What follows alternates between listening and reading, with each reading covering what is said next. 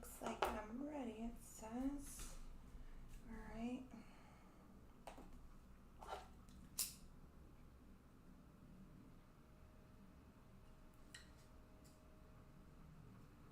I think I'm live. Hi, everybody.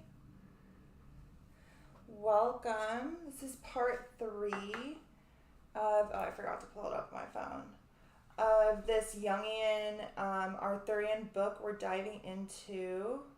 Hold on, I just want to pull this up on my phone. I pulled a card for us that we're going to get into first before we... Ooh, it's glitching. Okay, let's see what's going on here. Go ahead and let me know in the chat when you guys can hear me.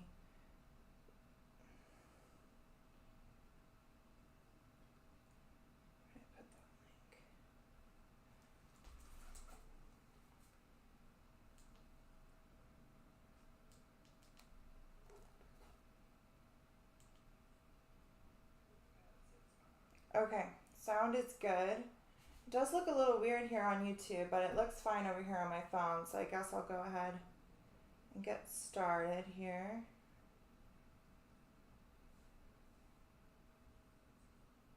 Where's the chat?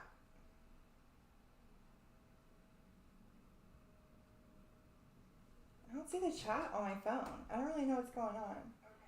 I don't know. I have it set up different. Oh, by the way, I got monetized, which is super exciting. I finally fixed my monetization. And I even set it error. YouTube is not receiving enough video to maintain smooth streaming as such. What? Hold on, guys. I just want to make sure everything is good before I get started here. I don't have a chat on my phone, which means you guys probably don't have a chat wherever you're at. And I'm getting alerts on YouTube's end, but it does look okay on my phone.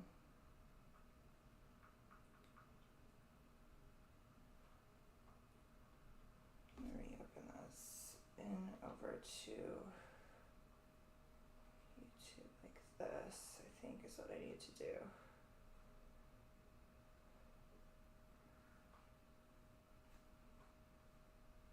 Live chat's on. Yeah, it's on over here. I wasn't in YouTube. Okay, perfect. Hi, Journey Back to Yourself. Okay, I'm going to go ahead and just roll with it, even though I have this little error, because it does seem okay. But once I leave this page, I won't be able to know if things mess up. So maybe you guys can let me know in the chat, and I'll try to pay attention to my phone, but I always have it here, and then I don't really pay attention. All right, so I pulled a card. Let's go ahead and get into that before we get into the book. I pulled a card from my favorite deck, the Wild Unknown Archetypes deck. Thank you. Just to kind of start this off with, to give people a chance to hop in before we hop right into the book. And I pulled a card with the thinking on the idea of what archetypal lens would benefit us here tonight, whoever's going to watch this video, the most to kind of view the next couple of chapters through. And the archetype that came out was the Maiden, which I thought was very interesting. Considering this first chapter we're going to dive into is on the Grail itself, which is extremely feminine in nature. So I'm going to go ahead and read this from the book, and then we'll jump into the other book. Okay. It says, the Virgin, the Princess, the Innocent.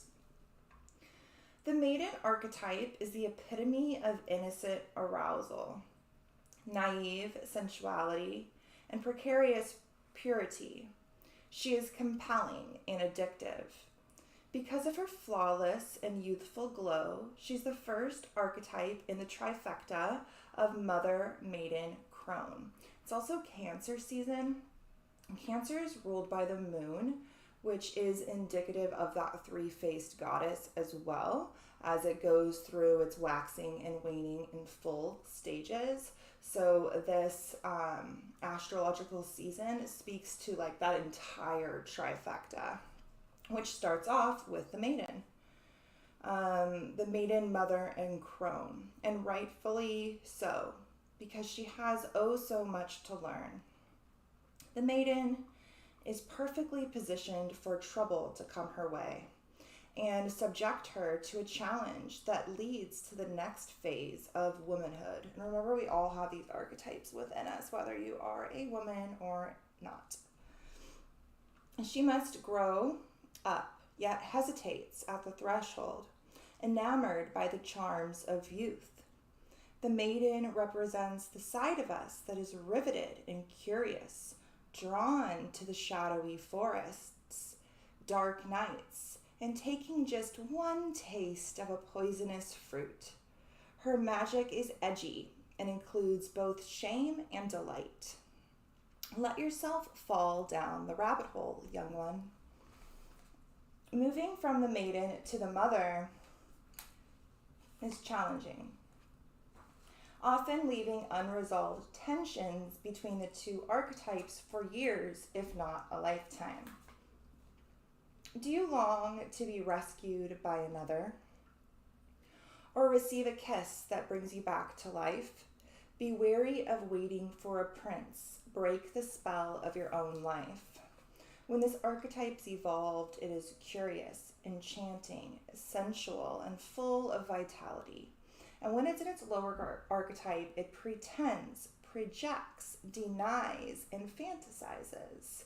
And says to go deeper, you can read myths on either Persephone, Alice as in Alice in Wonderland, or any of the princess figures. Alice is actually going to be something we're going to dive into in the next video here on YouTube, the first week of July, when we dive into the month of July and like the whole astrology of July. I'm going to be diving into the Alice in Wonderland archetype, so stay tuned for more.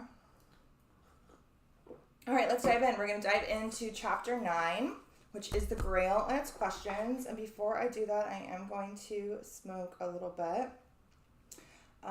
If you guys are in the chat, if you're smoking, go ahead and tell us what you're smoking. Everybody was smoking such cool stuff last time, like joints with lavender and super magical things. I love it so much. Mine is in a rose quartz little thing.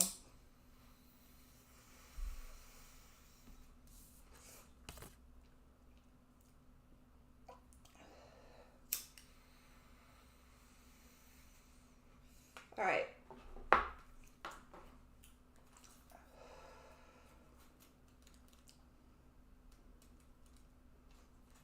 Chapter 9, the Grail and its questions. And although it is unclear all along the road, and false, he comes safe, and overcoming road and wall, he arrives where in sleep she lives. That is a excerpt from Eros and Psyche. All the little chapters are starting with parts of that. The Grail legend brings together three basic themes: liberty, the quest, and the recovery of the primordial times from the Golden Age. These three themes, which are still relevant today, make the myth a symbolic phenomenon of our time. Ooh, Jennifer, that sounds very cool. She says, or Jen Fry, the artist. I don't know if her name's Jennifer, but I kind of took that assumption. She says, you won't believe it. On Tuesday, I found a King Arthur book from early 1900. What was the date on Tuesday? I think it was like the pole star alignment. Or, I don't know. I have no idea. I barely even know what's going on this month because I didn't even map it all out. I'm just like winging it. But this whole week has been really significant when it comes to the area of the sky that is often strongly associated, Jen Fry, with Arthur. There's like a lot of constellations that are attributed to Arthur. The pole star is significant of like the Holy Grail itself. The bears, both the little bear that is the constellation that houses the pole star and the great bear, which is the Big Dipper that circles around it, are both attributed with Arthur. Arthur actually means bear. The dragon that circles around that is connected to that like Pendragon part of his name and his lineage. And it is also said that Arcturus is connected to Arthur as well. Yeah, show me. That sounds really cool. King Arthur and his knights. That's cool. Okay.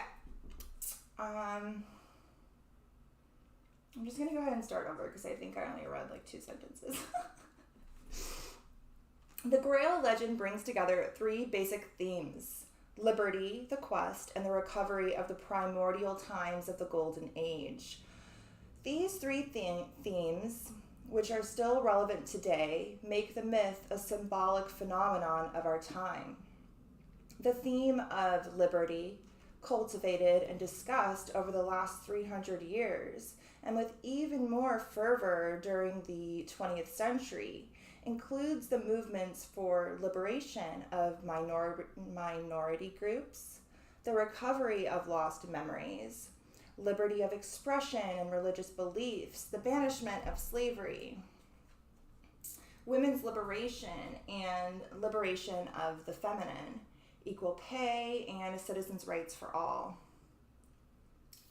The claim will be for liberty of work and enjoying free time based on what each individual decides, liberty to express ideas and to express them freely through art, liberty of choice and beliefs, without distinction of race or skin color, liberty to have the same rights, fulfill the same duties, have the same access to culture and information, and liberty to preserve one's health.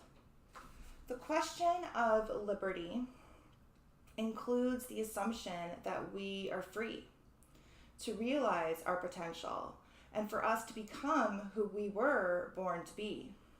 We can wish for what we want and not do only what we assume we want. According to Schopenhauer, which is probably not how you pronounce it, but that's how I'm going to pronounce it, in a book by Joseph Campbell, we can do what we want, but we cannot want what we want. This statement seems to contain a great incongruence. However, if each of us decides to seek answers to questions that each of us raise, wanting what we really want means knowing oneself, understanding one's most intimate nature. The intrinsic wish should be the goal to be realized, rather than the wish arising from external seductive reasons or false advertising presented by the mass media, which places supposed desires in all of us. Consequently, doing what you supposedly want to do is very different from being able to want and do what you really desire, or being what each one of us is. This unending search for wholeness results in the continual search for liberty in its psychological aspects. In our social cultural environment, symbolic oppressions and formal dictators have increasingly less dominance in the world. We all wish to have the liberty to cross borders and to end political frontiers, the liberty to study and acquire knowledge and benefit from universal exchange, the liberty to visit different environments and live amongst peers and eliminate social castes. The greatest of all liberties demanded by the Grail is to recover the feminine in her wholeness, enabling men and women to be both masculine and feminine. Knowing one's feminine and masculine sides. When a woman means becoming uniquely whole, intrinsically different from all other human beings, and at the same time similar to one's peers. Men and women have different natures. Neither one is better or worse than the other. Neither one is more or less intelligent. But each has their own characteristics. The answer to Lady Rangel's question given by Arthur is crystal clear. The most important thing for a woman is to recover her autonomy to be a woman. Sorry, my dog is like all over the place. Okay. The second question contained in the Tales of the Grail talks of the quest and presents all of the different ways to acquire knowledge. Whether through science, travel, looking for new paths on Earth or in space, searching for new worlds in the micro and macro, the search is evident in the field developed by psychological knowledge. In its different ways of understanding the psyche and all of its expressions, it is present in the formulation of the theoretical assumptions of all of the alternative, depth, behavioral, esoteric psychologies, or otherwise. In all of these areas of research into physics, chemistry, biology, and mathematics, the search to know oneself through philosophy and the various artistic expressions, the search to preserve health, that is, to find and discover oneself in all of the fields of human creation. The Knights of the Round Table sought the Grail, like all of us continue to do, even today. That is, through our professions, through personal and individual growth. The more individual our search is, the more we are equipped to join and be part of the collective. When the search is individual, its essence will also be discovered through finding a reason for why the world remains united. Whether expressed symbolically or literally, each human recognizes himself as part of the universe and connected to it. The search will then be the external search to find one's own universe. That is, the unique structure that provides each of us with our individuality. The third mythical theme, included in the Grail legend, talks about the return or the regeneration of what was known in the past times, in the Golden Age, cited in all of the creation myths of humanity. This theme offers a way to become integrated with nature, where the moment being lived gives one a feeling of well-being. In Jewish myth, the Golden Age is considered in the experience of living in paradise. In Greek mythology, when the world experienced the peaceful harmony between the gods and man.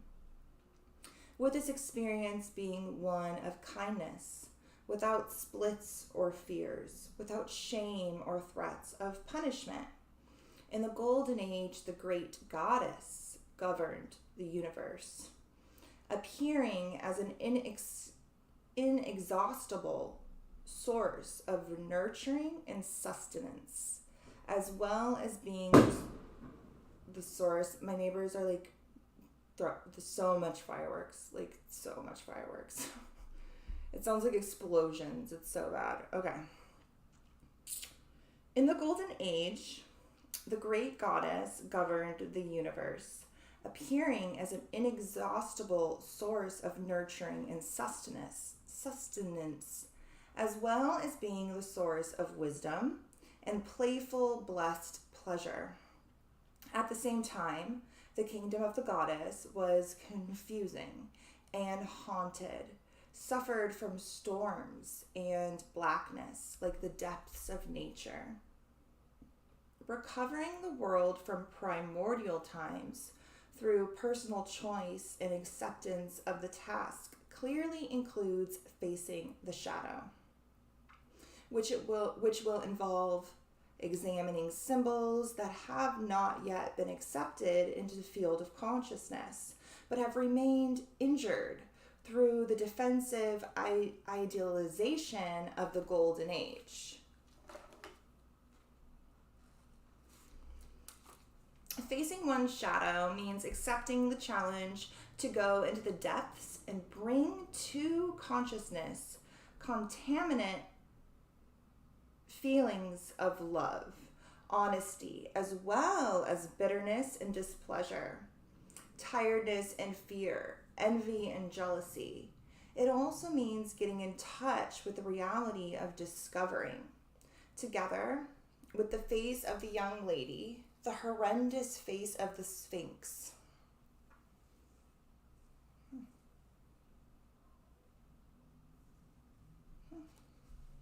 It also means getting in touch with the reality of discovering, together with the face of the young lady, the horrendous face of the Sphinx.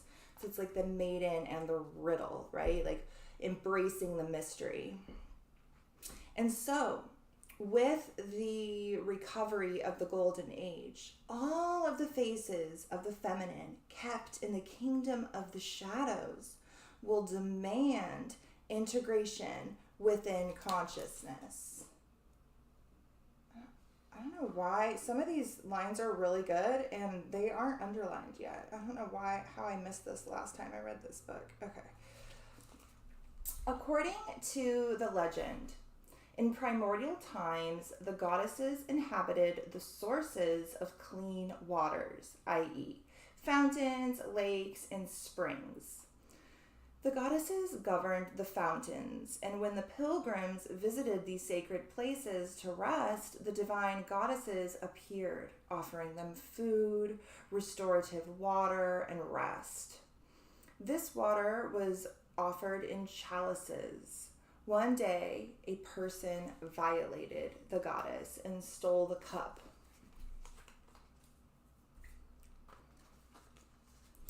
Since then, the fountain has been dry, and the goddesses have withdrawn to the deep corners hidden from human sight.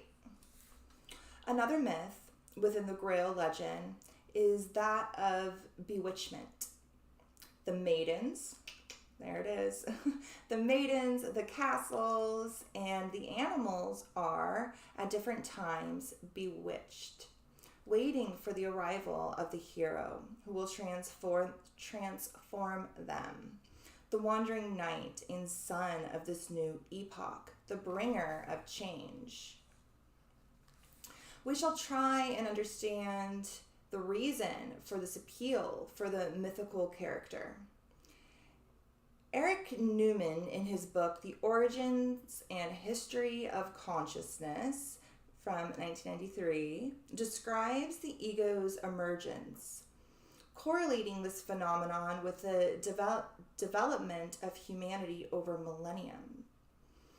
In its primordial stage, the pre-ego appears as an embryonic and still undeveloped germ of ego consciousness that slumbers in the perfect round and awakens. The perfect circle is the primordial dragon, of the principle that bites its own tail, offered by the image of the celestial serpent, or the Ouroboros, which is the constellation Draco, which is pretty much a circle that circles the celestial pole, guarding that world tree, guarding that axis mundi. If you don't know what I'm talking about, there's a video linked below where I dive super deep into the symbolism of the pole star, the world tree, the middle pillar, this source of knowledge and oneness that is guarded by a dragon or a serpent, usually. The mythical description follows its course, and as a product of the collective unconscious, expresses a wisdom emerging from the depths of the psyche, revealing and expressing the human phenomenon. Humanity searches to find words to give the most faithful expression to what is at risk. In Egyptian mythology, according to Newman, the image of the primordial god is expressed the following way. It is the heart which makes all that results to come out, and it is the tongue which repeats, expresses the thought of the heart. That is what causes all gods to be born. Atum with his Ened, and every divine utterance manifests itself in the thought of the heart and the speech of the tongue. The transition from image to idea in this formulation of the creative principle comes doubly clear when one knows that in the hieroglyphs, thought, the word thought, is written with the image for heart and speech. Okay, it says here, when one knows that in the hieroglyphs, thought is written with the image of heart and speech, with that for tongue. So thought, heart, tongue, and speech are all very similar, or I guess they're mixed together. I'm going to read that one more time because I don't fully understand what it's saying. Thought is written with the image for heart and speech, with that for tongue. Okay, so thought is heart, speech, and tongue all mixed together.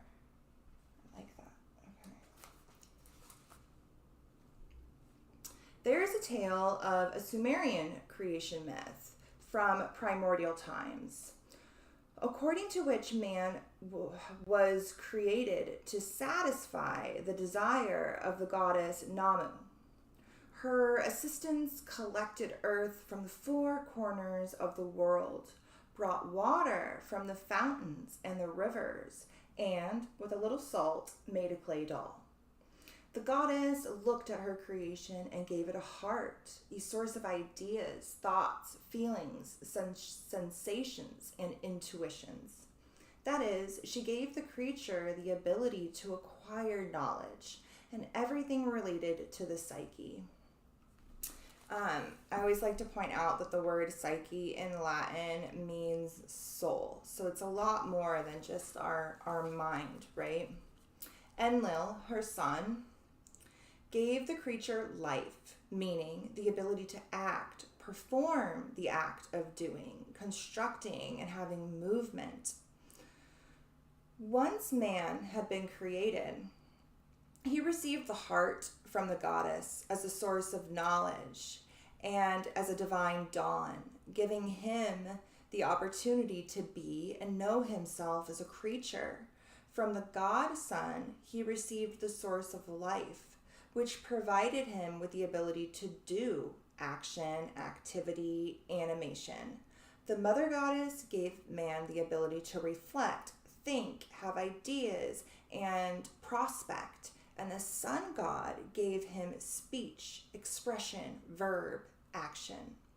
The goddess granted man the possibility of creating ideas with discernment of choice. And the sun god the possibility of implementing these ideas. The dawn of knowing transformation transforms man into a creator creature.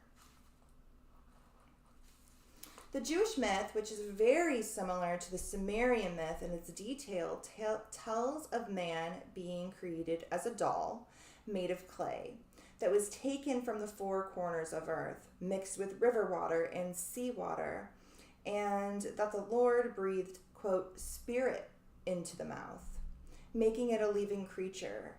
To know, in Portuguese, derives from the word flavor, also in Portuguese.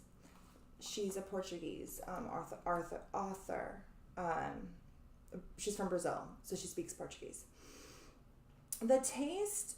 Okay, hold on. To know in Portuguese derives from the word flavor in Portuguese. The taste when we place something in the mouth.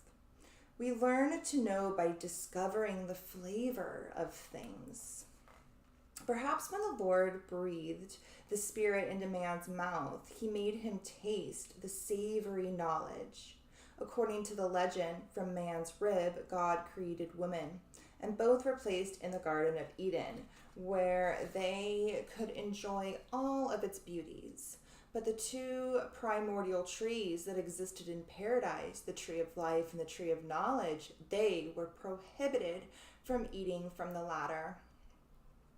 We can imagine that the creature was created with life, heart, and movement, and the ability to be and do. This primordial, androgynous anthropos, which I believe means man in Latin.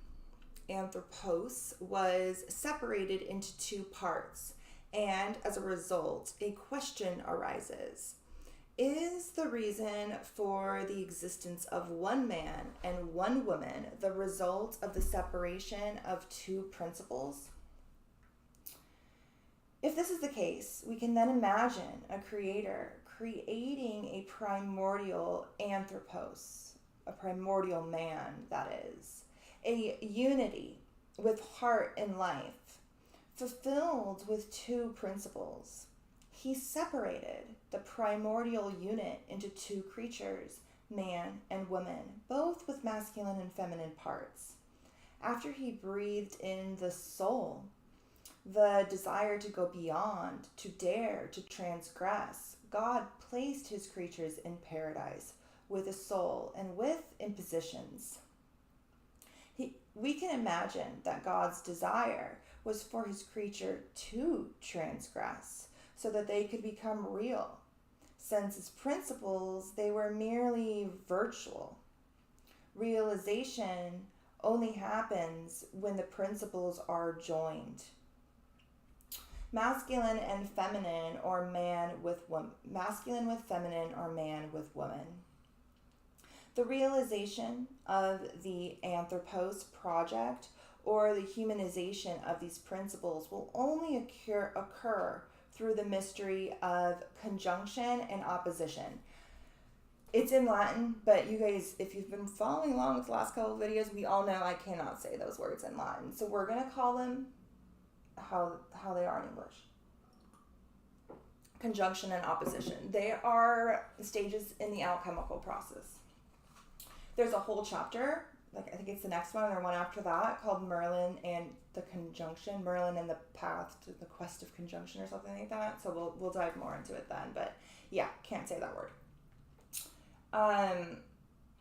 So the realization of the Anthropos project, or the humanization of these principles, will only occur through the mystery of conjunction and opposition. For the process to occur, the individual and the other will have to desire each other, which occurs through the demand for intimacy between the two. Nilton Bonder defines intimacy. Hi, Lindsay. Lindsay says, I was literally just watching this Schumann Residence video, Anthropos, just like Grimes's Anthropocene. Oh, maybe. I think it means man in Latin. I've dove into the Anthropos before. I think it means man in Latin. So like her thing is probably, I don't know what that second part means. I want to look up Sini. I wonder what that means. It's probably some sort of transhuman man, like man 2.0 or something in her eyes, I'm sure. But yeah, something like that. Hi, Lindsay. Okay.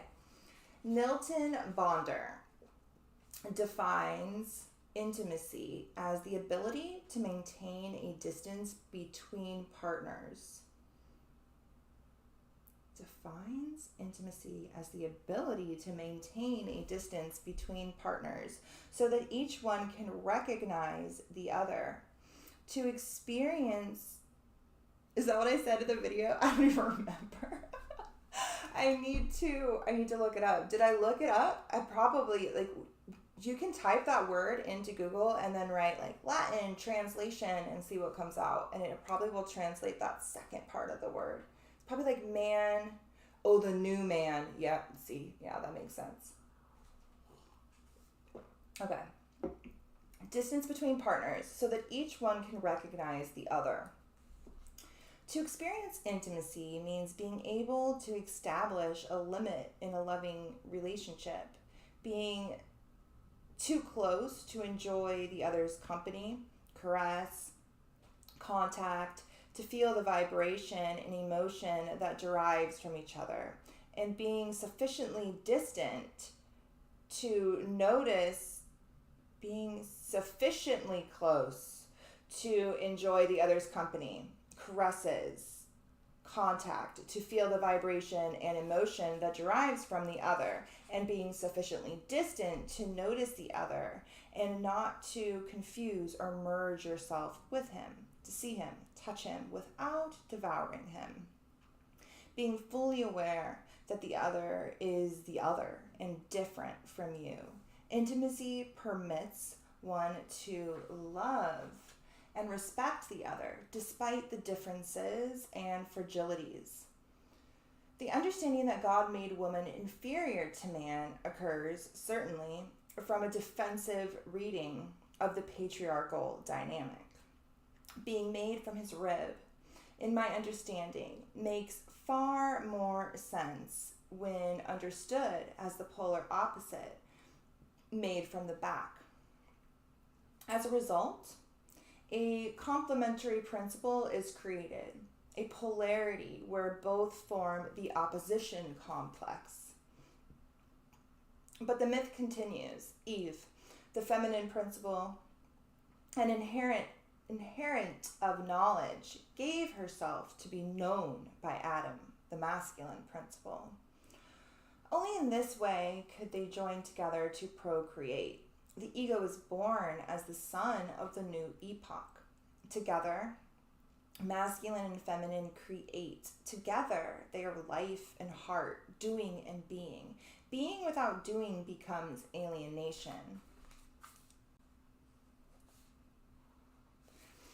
When we think of the masculine and feminine separated by God, we need to imagine the possibility of answering the fundamental question of free will and understanding the process of individuation by reference to the structuring of one's identity, the existence of the soul, the wish to find oneself, which is present in the feminine and masculine, in the spermatozoid and the ovum. I think that's like the scientific word for sperm. I don't know how to say it. In the sperm and ovum is understood as the demand that emerges from the self, which is present from the beginning as archetypal realities, enabling and joining of the feminine and the masculine, so that together they create human beings. To think like this symbolically means understanding the self as the equivalent to God, who made us from the masculine and the feminine, who both wish to live intimately together in order to procreate, to do, to realize, and to become human. In order to become human, it is fundamental that the masculine as well as the feminine abdicate their individuality to develop the Filius Philosophorum, kind of like the Philosopher's Stone. Let us return to the elements of one's identity described earlier, when this was structured with the other as an expression of the self. Who is witness to oneself is God, the creator. Who is witness to oneself is God, the creator. That is, only the self can be the pretext of man, since the demand for realization was or has been present in the self since the beginning. And the Father, this is a quote from John 5:37. And the Father who sent me also testifies on my behalf. You have never heard his voice or seen his face. The element of one's identity, which assumes the existence of the self, and the element of the identity in which the other is derived from, what the collective aspects. Okay. The element of one's identity, which assumes the existence of the self, and the element of the identity in which the other is derived from, what the collective expects, and grants witness when the task has been fulfilled, results in an internal conflict of opposites. To individuate means to remain in the state of transcending these polarities, being at the same time what is demanded from one's own identity and also from the collective. Okay, that second part makes a lot more sense. This situation, apparently a paradox, is resolved when one understands that meeting the demands of the collective derives from the understanding that comes from the depths of one's identity, which determines, give the collective what it needs to become transformed.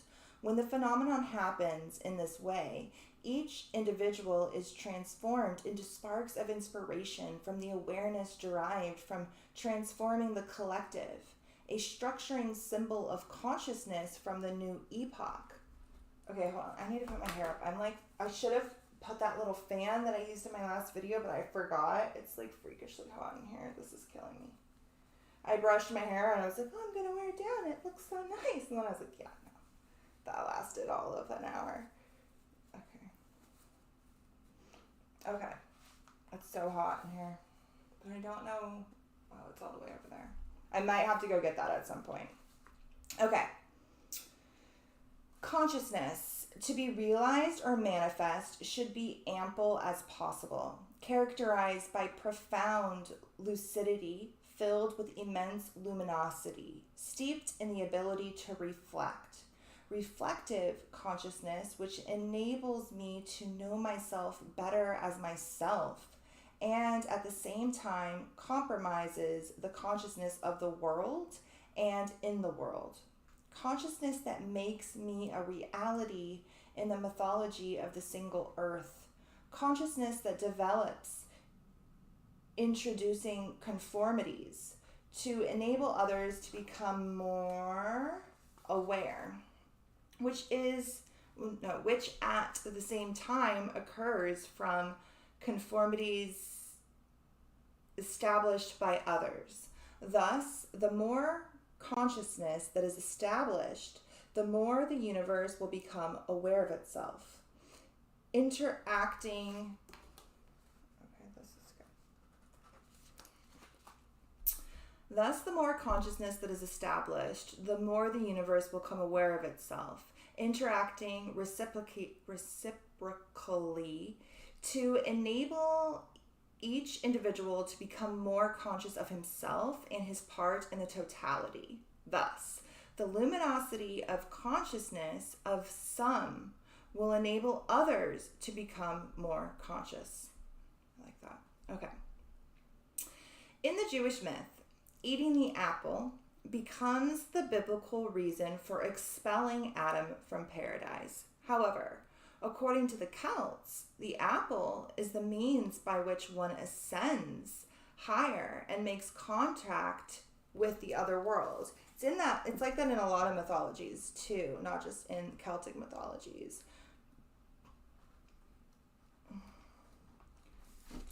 Even the Greeks.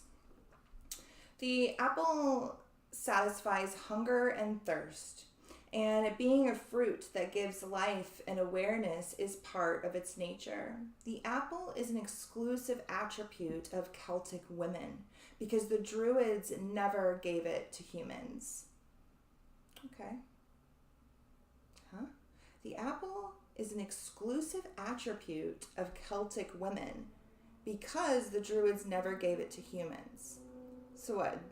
Druids never ate apples? I'm not sure I understand that sentence at all. The apple is an exclusive attribute of Celtic women because the Druids never gave it to humans. Okay.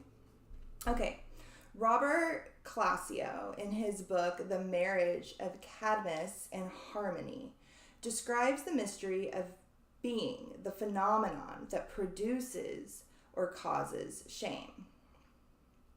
For a human to come into contact with the divine gods, the latter have to be protected by hierophants and veils. If this occurs, the secrets will not be revealed to consciousness, and the mystery will be protected. When man, ego consciousness, or humanity was born By eating from the tree of knowledge, the veil of unconsciousness was lowered, and it was no longer possible to hide one's desires to join together with the other half separated from oneself. By eating fruit from the tree of knowledge, feminine was joined with masculine, the being with the doing, and consequently became aware of good and evil. However, awakening from the times of unconsciousness, the individual now recognized in his own face or in that of the other all of the expressions of subjective reality, and confused by these, needed to cover himself with a protective persona. The taste experienced by man when he ate from the tree of knowledge was one of ecstasy, and immediately afterwards, one of great suffering. Dude, that's how it goes. Hubris will also be a daring act, one of transgression. According to Bonder, the soul represents the divine breath that enables man to transgress and go beyond feeling accommodated. Transgression makes humans eternal.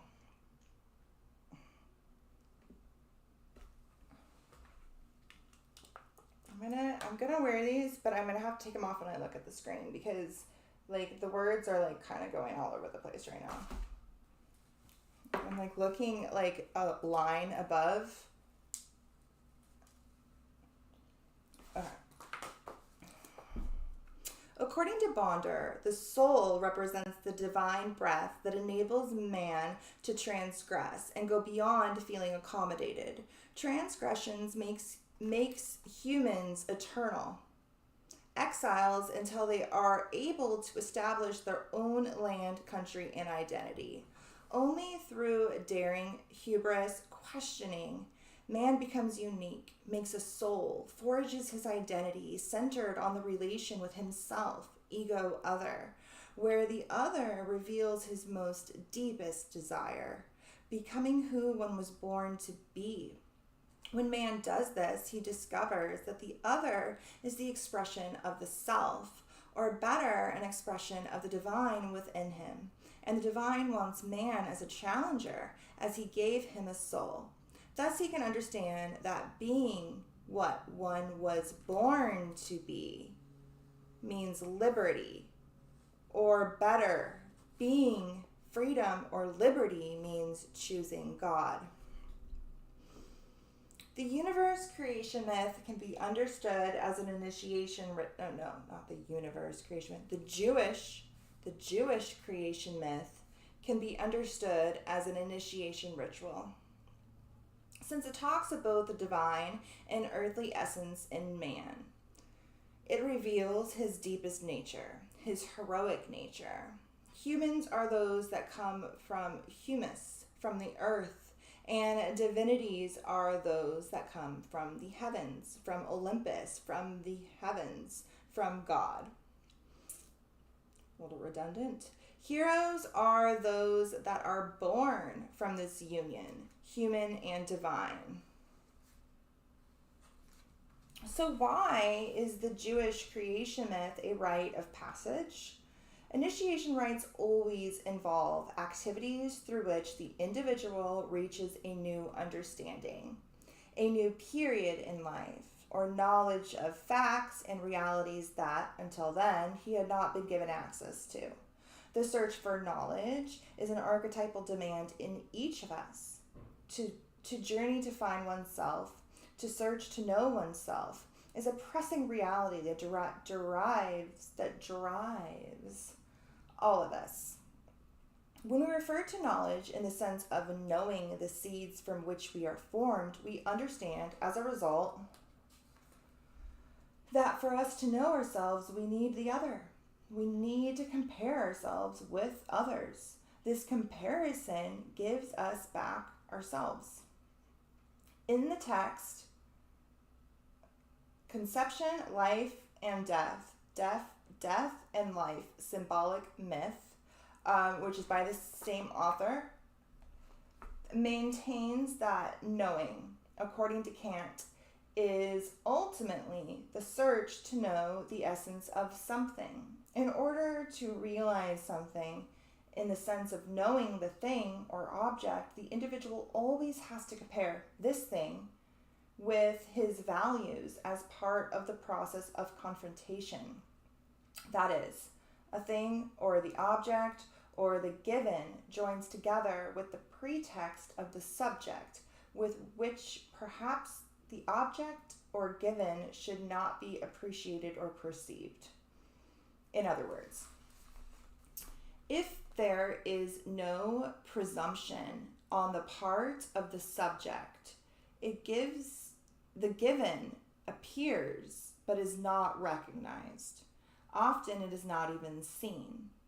When the presumption exists in the subject, knowledge happens. Self-knowledge assumes a given, which is, in itself, the person in search of the self-knowledge. However, this depends on the presumption that is also inherently in the individual. I don't know. I think that was a little wordy and confusing, but okay. If the subject asks, what is the presumption that enables him to recognize, know, and discover himself? We can only think of this archetypal reality, inherent to totality, therefore the reality of the self. The self, since the beginning, has always contained the presumption of itself, which causes it to search for itself. And to do this, one has to transgress. This condition, this search of the given and the given that searches for the presumption is expressed for consciousness as an process demanding knowledge. These symbolic realities are expressions of the demand for knowledge and are present and always have been in the totality of the self. Among the searches for comparisons, some stand out. They are the comparisons that tell us about everything we have in common with others, with humanity. They are experiences, demands, desires, feelings, and expectations that we often think are profoundly individual and unique. The passage of time and life provides us with the knowledge that these experiences are part of the human condition and belong to all of us. In this way, we get in touch with the realities of the collective universe. The search for knowledge inevitably results in us having to face finiteness. Knowing we are human means knowing we are finite, perishable, mortal. To conquer knowledge means dealing with the limit of what is accessible to consciousness.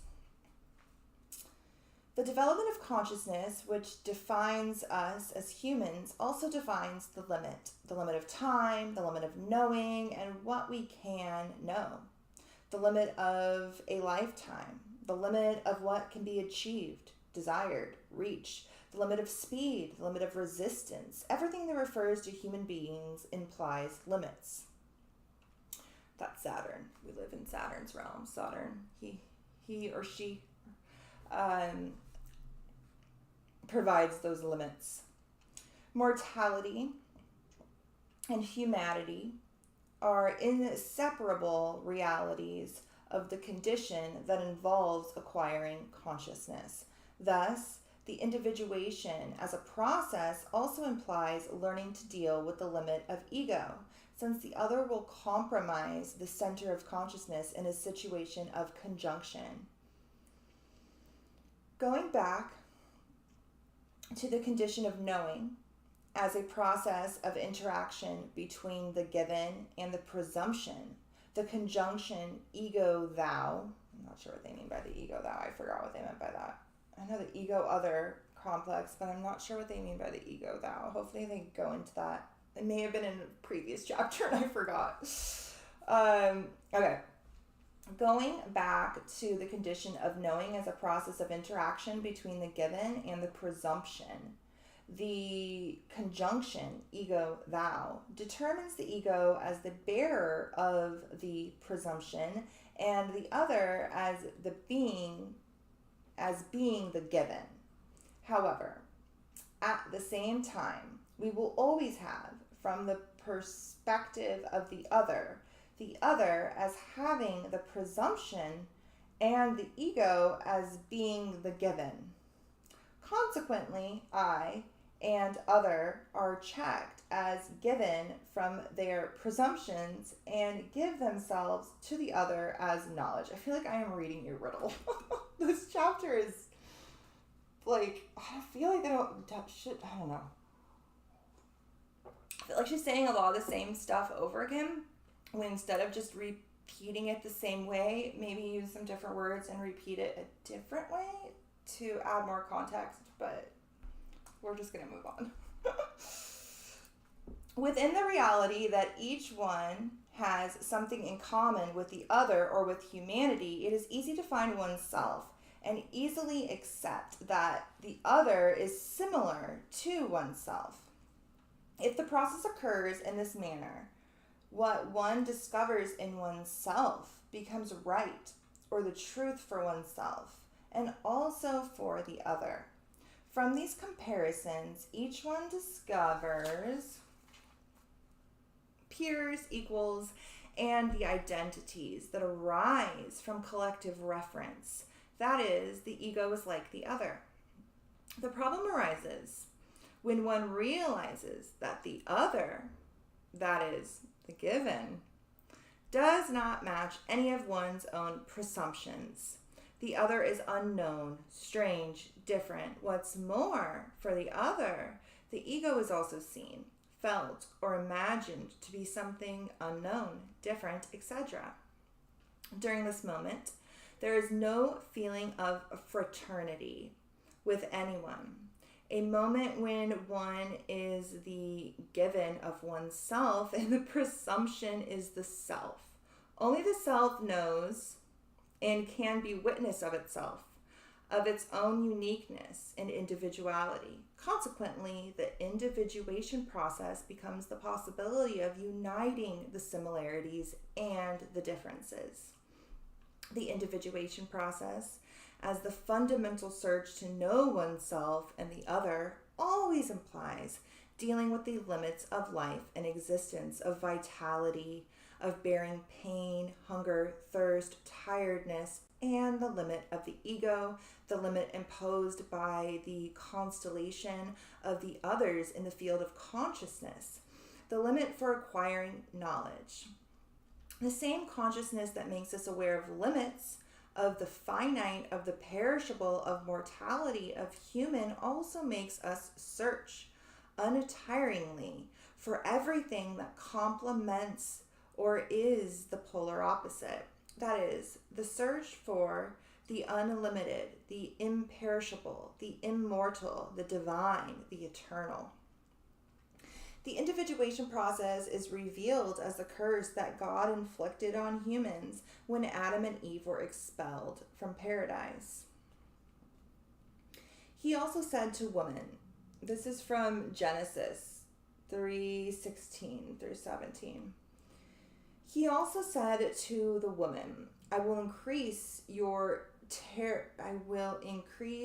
trouble in pregnancy and your pain in giving birth. In spite of this, you will still have desire for your husband, yet you will be subject to him. And he said to the man, because of what you have done, the ground will be under a curse. You will have to work hard all your life to make it produce enough food for you. You will have to work hard and sweat and make the soil produce anything until you go back to the soil from which you were from. You are made from the soil and you will become soil. From Genesis. Such a loving God, right? Being human implies feeling pain. the pain of being finite, the pain of creating, the pain of giving birth to the new, the pain of being apart from one's partner. This curse, however, is what defines us. It makes us eternal pilgrims in search of self-knowledge.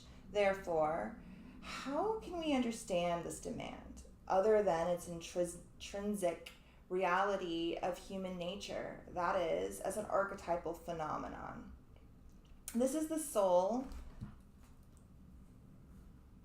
that God breathed into man. In fact, the search to know the opposite, the complementary, the antithesis, can only be understood as an archetypal condition retained since the beginning of time in the self. The search for knowledge derives from two sources. The first seeks the world, relationships, acquiring information, the realization of technology. The second seeks subjectivity, introspection, the questions for the meaning of existence and the meaning of life. This latter aspect of the search often comes up against strange, subjective experiences or feelings, such as a feeling of emptiness for what was not lived, of missing what we do not know. Perhaps the feeling of missing what we do not know is an expression of the archetypal demand of what is still to be done. This demand appears in the field of consciousness as the archetypal images and is sometimes experienced as what was already lived, even though this is only a virtual reality. Thus, we miss the feeling of a totality that was always with us as an archetypal reality, as if it had been an existential reality. According to Matthews, the non-canonical versions of the Jewish creation myth, canonical? I don't know how to say that either. Whatever. Some other version of the Jewish creation myth refers to the God creator that has always existed together with his consort. Someone told me how to say this and I forgot. Shekinah? The last one was way off. I'm gonna have to smoke after this one.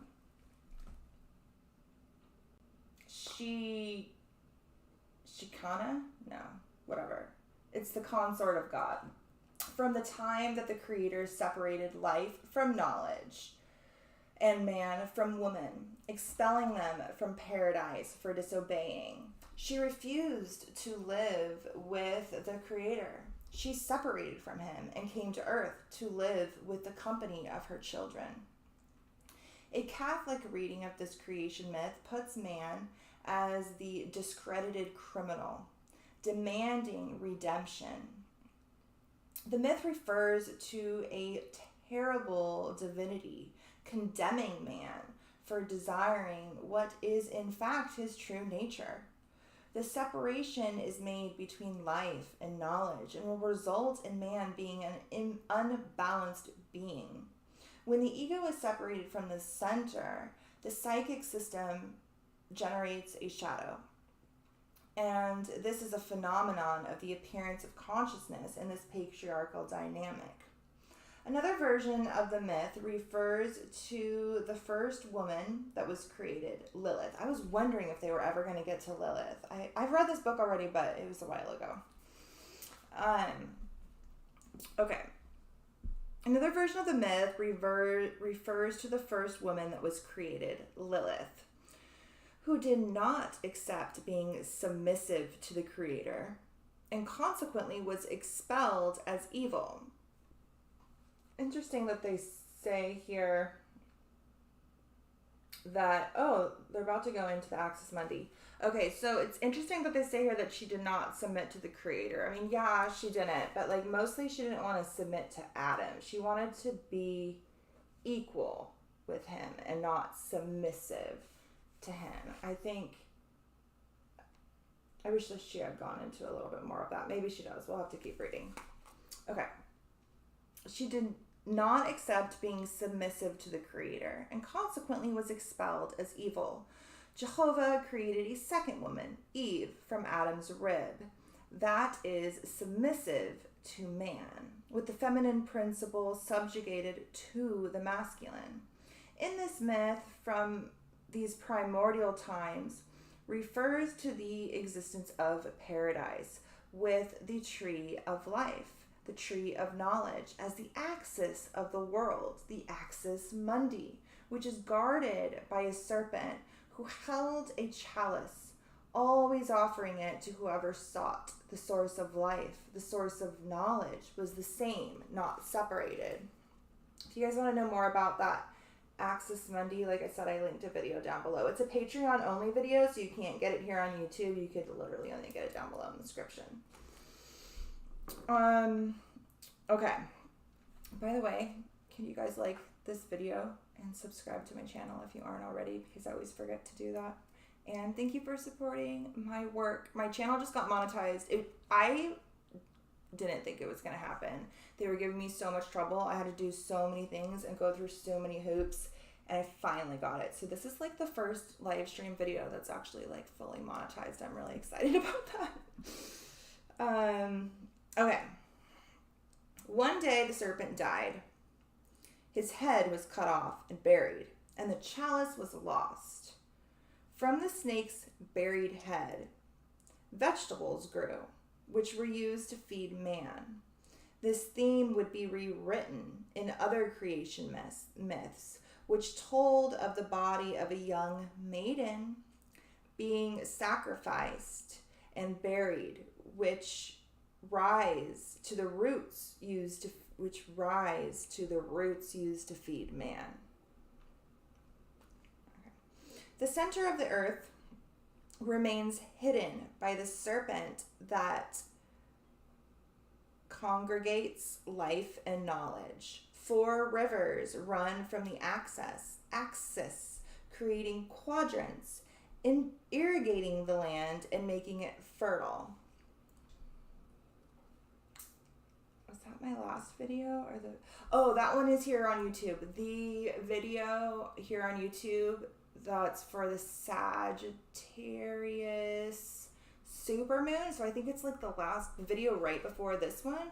I go into the axis mundi a little bit deeper, and I lean into that 4 rivers aspect a lot in that video. And that one is available on here if you guys want to dive into that.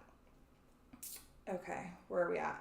4 rivers run from the axis, creating quadrants, irrigating the land and making it fertile. In the Greek myth, Python was born. She was a sacred serpent and daughter of the great mother Gaia, who governed the oracle of Delphi. Apollo came into combat with the great goddess, and after Apollo's the sun god, came into combat with the great goddess, and after killing her, buried her head, incorporating mantic knowledge by using violence and throwing back the great mother into the underworld. You guys know the oracle of Delphi and how she's usually like connected to Apollo, right? She's Apollo's oracle. That's Apollo's temple. Well, he stole that temple. That temple used to be a temple to Gaia, to the earth goddess, and her serpent, the Pythians. And as the legend goes, he fought the serpent, killed it, and then like pretty much banished the goddess to the underworld, and then he took over that temple. Okay. The Christian myth, in its patriarchal aspect, presents Christ as a sacrificial lamb, the purifier of the world's sins, that is, the scapegoat, the sacrificial redeemer of the blemish from original sin. The Savior came to redeem man, a creature of God, from the offense caused to God. The split being the dissociation between the heart and the verb, confirms Christ as the symbol of the conjunction and the willingness to turn heart, verb, knowledge, action into a single unit. She actually used the word conjunction that time instead of the Latin one. Man's crime, from a symbolic reading, is a paradox, since sinning means we appropriate or become aware of our own essence. The knowledge that was stolen and carried as a curse created monstrosities, confirming the dissociation. Consequently, Christ became the redemption of the divine in each of us, the agreement to assume the knowledge coming from the heart as a confirmation of our own human condition. The expulsion from paradise, or the end of the golden age, an ancestral archetypal experience carried by all of humanity, is perhaps a result of the human condition to use knowledge as a source of power, split off from the heartfelt mercy of the goddess. The divinity that was offended was the goddess. Since the chalice was stolen or lost and the serpent was killed, his body separated from his head and his heart separated from action. I actually talk about that in that video here, that Sagittarius video that's here on YouTube, where I also talk about the Axis Mundi. I talk about the constellation of Fucus and the serpent and how that used to all be one constellation, the man and the serpent all together as one. And first it was split and it became two constellations, the man and the serpent separate, and then the serpent itself was even split into two. So like literally its head was cut off. Its head was separated from its tail. Okay. The divinity that was offended was the goddess, since the chalice was stolen or lost and the serpent killed. His body separated from his head and his heart separated from action. The Grail is the great feminine container of the blood and the sweat of the beloved Son. Searching for it means bringing together God and his consort, knowledge and the verb, heart and action, but preserving the autonomy of the goddess. Consequently, knowledge will have proceeded over the verb and the heart over action. So the goddess came first, is what she's saying. The world of men did not accept the presence of the divine, even knowing that it was a present that could not be refused. Humanity has not integrated what was brought by the Son of Redemption. While the repudiant is maintained, we will remain in shadowy dissociation. Christ said, I am the way, the truth, and the life.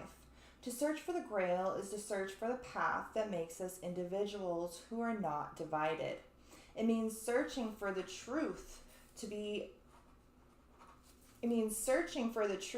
honest, the germ of everything, profound knowledge. It means searching for life, action, verb, fulfilling our mission. To search for the Grail is to search for totality.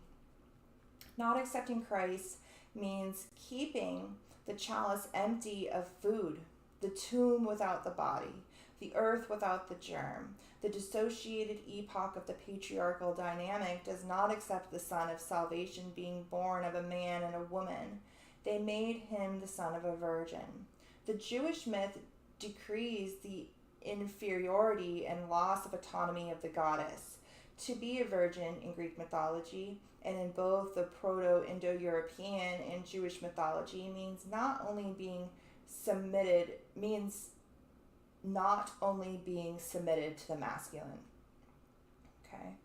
I think there'd be more to that sentence, but it ends there. The paragraph ends there. In the legend of Lady Wrangel, women's greatest wish is to have their autonomy fully recovered. The divided goddess and her attributes, and presented in the Jewish Christian myth only as the Virgin and Mother, dissociated from Sophia, wisdom, and Magdalena, lover. Christ, the greatest myth from the epoch of otherness, came to confirm the redemption of the feminine, preach the integration of ego other, and recovery of the dynamic of the heart. The responsibilities inherent to the philosophical search have been stated since the time of Kant in 4 fundamental questions. 1, who am I? 2, why am I here? 3, what is the meaning of life? And 4, what is my responsibility towards the whole? When Percival found the Grail castle for the first time, he was faced with the mutilated Fisher King. He watched the procession of the priests carrying the sacred chalice and did not ask the much-awaited questions. Who am I? What am I doing here?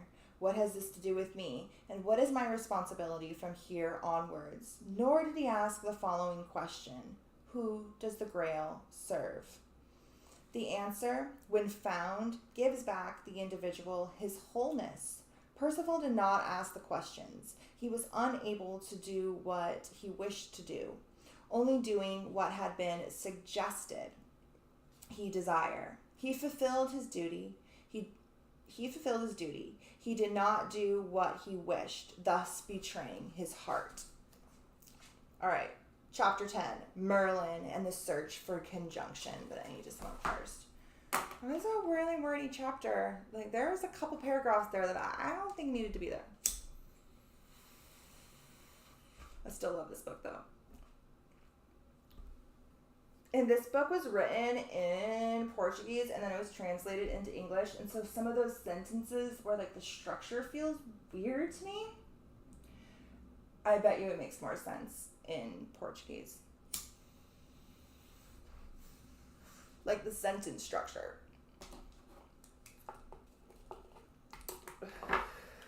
Okay, chapter 10.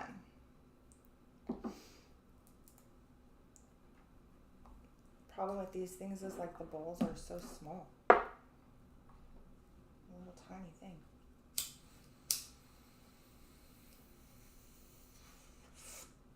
Okay, Merlin is my favorite character. I'm excited for this one. I have a bunch of notes in the margin too. I guess I just have a bunch of highlighting, not a bunch of notes. We got 2 chapters left. Okay. Merlin in the search for conjunction. And, still dizzy by what had been, his head in a sea of giddiness, he raises his hand and finds Ivy, and sees that he himself was the princess who slept, Eris and Psyche. In the Grail legend, Merlin is the central character in the myth, representing wholeness. He is a wise man, Arthur's tutor. He stays behind the scenes, the commander of events, the visionary of the future.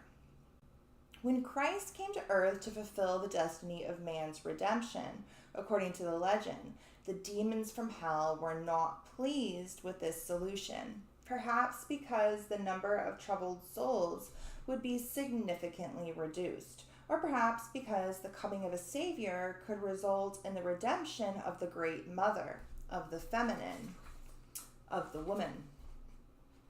And the demons were outraged.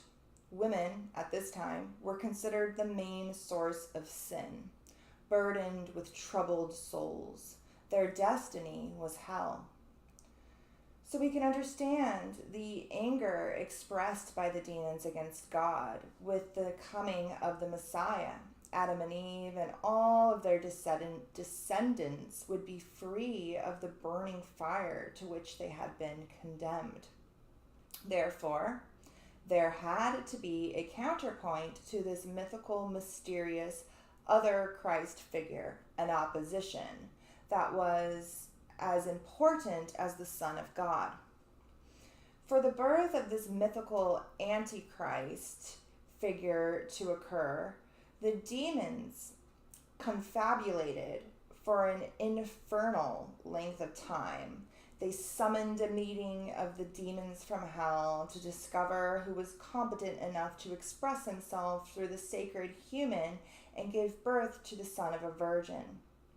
In the image and similar to what had occurred at the time of Christ's birth, the demon elected came to earth, and among all the women, a pure, chaste, beautiful maiden was chosen.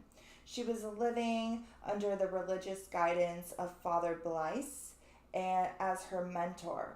Father Blaise recommended that his pupil, when she was sleeping, keep a lighted candle beside her, since light has always been the enemy of the devil. I just want to interject with say there's like a lot of different Arthurian myths as to how Merlin got here, and the one she's talking about right now is a much later Christian addition to the tales.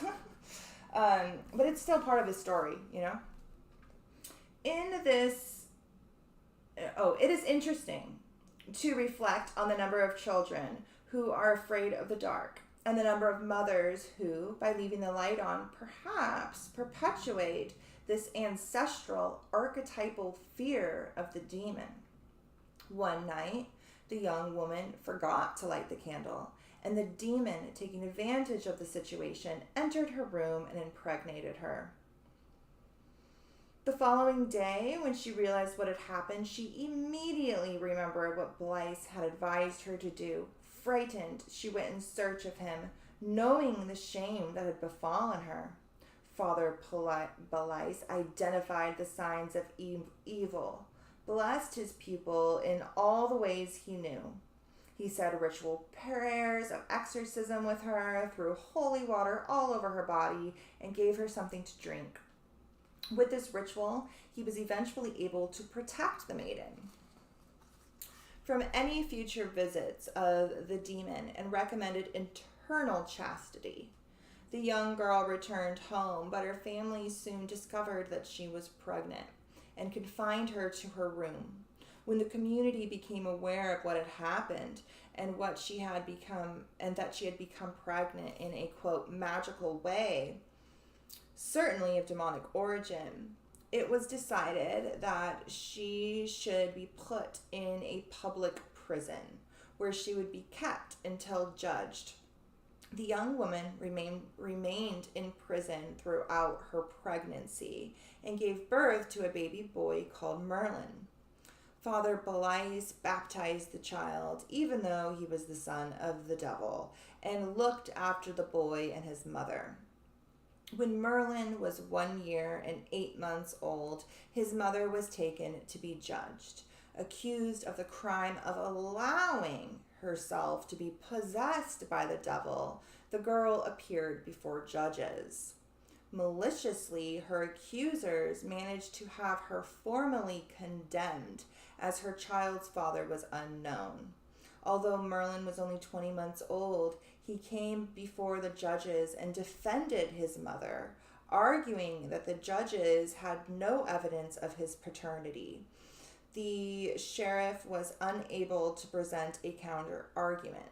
Concerned that the process would go against him, he absolved Merlin's mother, who was then set free. The young woman's family refused to accept her and her son, so they went to live in Blaise's house for several years. There, Merlin developed. According to the legend, Tanslin wrote a poem about Merlin, quoted by von France. I have been in many shapes before I attained a congenial form. I have been a narrow blade of a sword. I have been a drop in the air. I have been a shining star. I have been a word in the book. I have been a book in the beginning. I have been a light in a lantern 1.5 years. I have been a bridge for passing over 80 rivers. I have journeyed as an eagle. I have been a boat on the sea. I have been a director in a battle. I have been a sword in the hand. I have been a shield in a fight. I have been a string of a harp. I have been enchanted for a year in the foam of water. There is nothing in which I have not been. Tenzing is a mythical character born from the goddess who conceived him when she swallowed Guan Bak, who had metamorphosized into a grain of wheat. The goddess prepared a potion of knowledge from her pot of wisdom to offer to her son Avgahu, who had been born extremely ugly. In order for her son to be honored and received among noblemen, she prepared his potion. She had Guan Bak stir the pot for a year and a day, and had the blind Morsa feed the fire. When the task was nearly complete, 3 drops dripped onto Guan's fingertips, burning him, causing him to put his fingers in his mouth. And from this moment, he was filled with the knowledge of the world. Thus he knew he had to escape from Credwin. When the goddesses found out about the fateful incident, which resulted in her losing all of her work from the last year, she was furious, and after unfavorably punishing Morsa, she went in search of Gawain. I'm sure I'm pronouncing every single one of these names wrong. I really apologize to my ancestors. Okay. The young boy was transformed into a hare, and Credwin into a hare. Other transformations occur until Guan Bak is transformed into a grain of wheat and the goddess into a black chicken that eats the grain.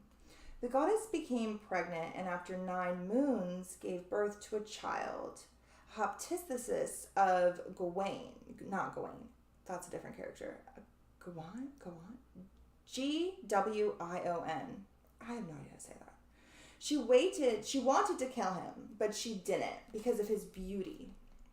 She threw him into the sea, and the child was saved by the rivermen, who, upon finding him, exclaimed, "This boy has a radiant face." So the boy was given the name Tenzin, which means the one with the shining face. He became one of the greatest troubadour from the Welsh legends. Another equivalent poem taken from the Book of Cian and the Book of Ballymote, also cited by the same author, states, "I am the wind that blows beyond the ocean. I am the ocean wave.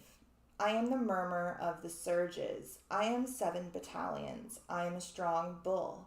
I am an eagle on a rock. I am a ray of the sun. I am the most beautiful herb. I am a courageous wild boar. I am a salmon in the river. I am a lake upon the plain. I am a cunning artist.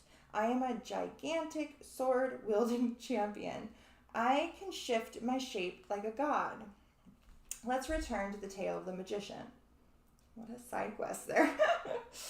After some time had passed, Merlin, who was now 6 or 7 years old, told his mother and Father Belice that it was almost time for him to leave them. He knew his life was in danger. A lot of people had searched for him and tried to destroy him. Prior to leaving, he asked the father to write a long text in which he was to record all of the details of his strange birth and the peripetia that he had gone through, and to include the tale of the coming of Joseph of Arimathea from the east to Europe. He also had to include the description of the construction of the previous 2 round tables. Finally, write a chapter of the journey of the Grail up until its arrival in Britain. He asked the father to look for the temple castle of the Grail, which until then had remained unknown, and when he arrived there, located the sacred text containing the description provided by Christ to Joseph of the tasks and rituals of the Holy Mass. The 2 books, The holy book that had been written by the father had to be kept together, but could not be disclosed. He insisted with Belice as to the tales of the mysterious figures, and a lot of what was in those two books had to remain secret for a long time. When this was done, Merlin left his mother and her friend, the father, and went out into the world without a destination, like a swallow. It was around the same time that Vortigern came on the scene. He was considered the king of all of Britain, but since he had assumed the throne illegitimately, he had earned a lot of enemies. So he decided to build a great castle with impenetrable walls. After consulting the stars, the king chose the location and ordered that the construction of the walls begin. But something extraordinary happened. All of the work completed during the day and early in the evening was mysteriously destroyed during the night. In the morning, there was not a single stone in place. The king summoned his counselors and priests to advise him on what to do about this unheard of situation. However, all of the tricks they proposed were ineffective. The king, tired of his advisors, and called a group of astrologers.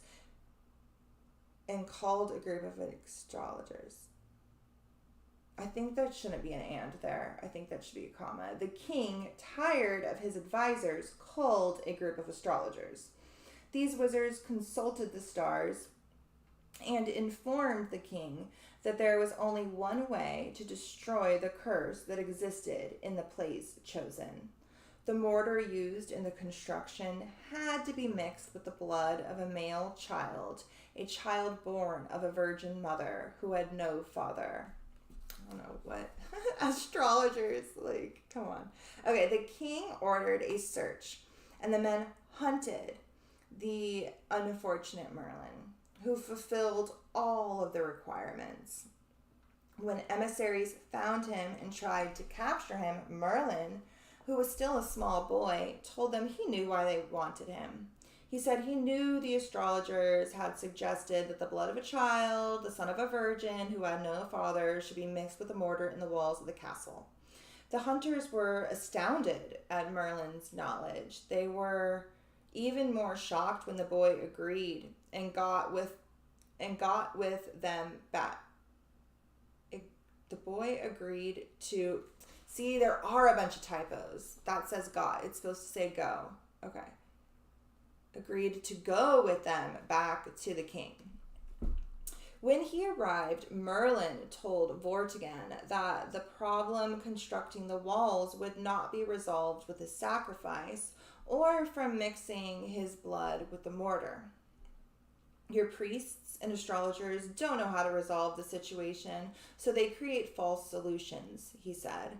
I will tell you more, Sir Vortigern, king of all Britannia.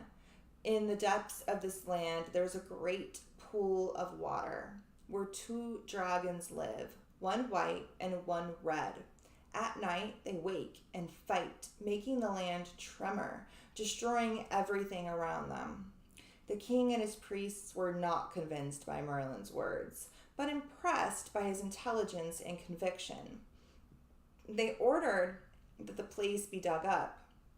Eventually, they dug down to a pool of water as the boy had predicted. The pool was drained and the two dragons appeared. Woken from their slumbers, they became vicious and fought each other until the white dragon killed the red one, then went back to sleep. Merlin then said to the king, Now, Sir Vortigern, you can build your castle. However, I advise you, your kingdom will be short-lived, since the white dragon represents their true heir to the throne that you overthrew. You are represented here by the red dragon. Therefore, prepare yourself, since your time is at an end and you will soon be replaced. The king was furious and ordered Merlin's imprisonment, but the boy had already disappeared as if by magic. The UK flag, or maybe the flag of Britain, still has the red dragon on it to this day. The king, ordered the boy imprisoned. The king was furious and ordered Merlin's imprisonment, but the boy had already disappeared, as if by magic. These are the first stories of Merlin's public activities, which reveal the extent of his power, his ability to foretell the future, and his knowledge of the past. He had both foresight and hindsight. The power to know the past had been inherited from his demonic father, and to foretell the future from his virgin mother. People in his presence became vulnerable. He knew how to read eyes, appearances, and gestures. He had the appearance of an intriguing figure, and his precariousness was disturbing. He had the power to change form, making himself old, young, a beggar, and even appear as a woman. This flexibility reminds one of the primordial mythical conditions related to the kingdom of the great goddess. Let us return to Vortigern. As soon as his castle was ready, he fought against the brothers, Uther and Pendragon, who were considered to be the legitimate heirs to the throne.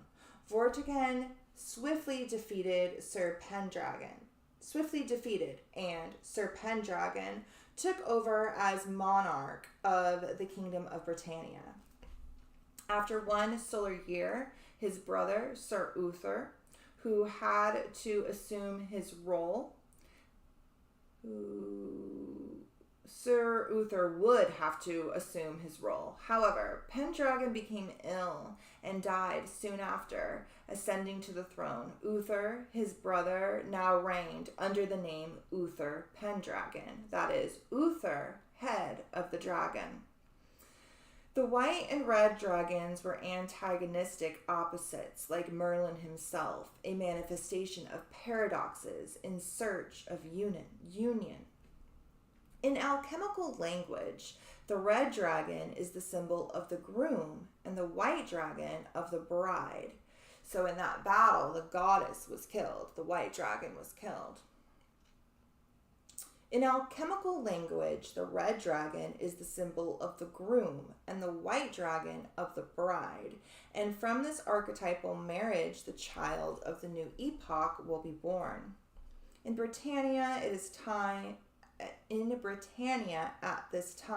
white and the virgin bride, Bridget, represents the goddess, Wynn, fighting to maintain their superiority. Even though the total union between the masculine and feminine figures has not occurred at the same levels of strength, rights, and autonomy.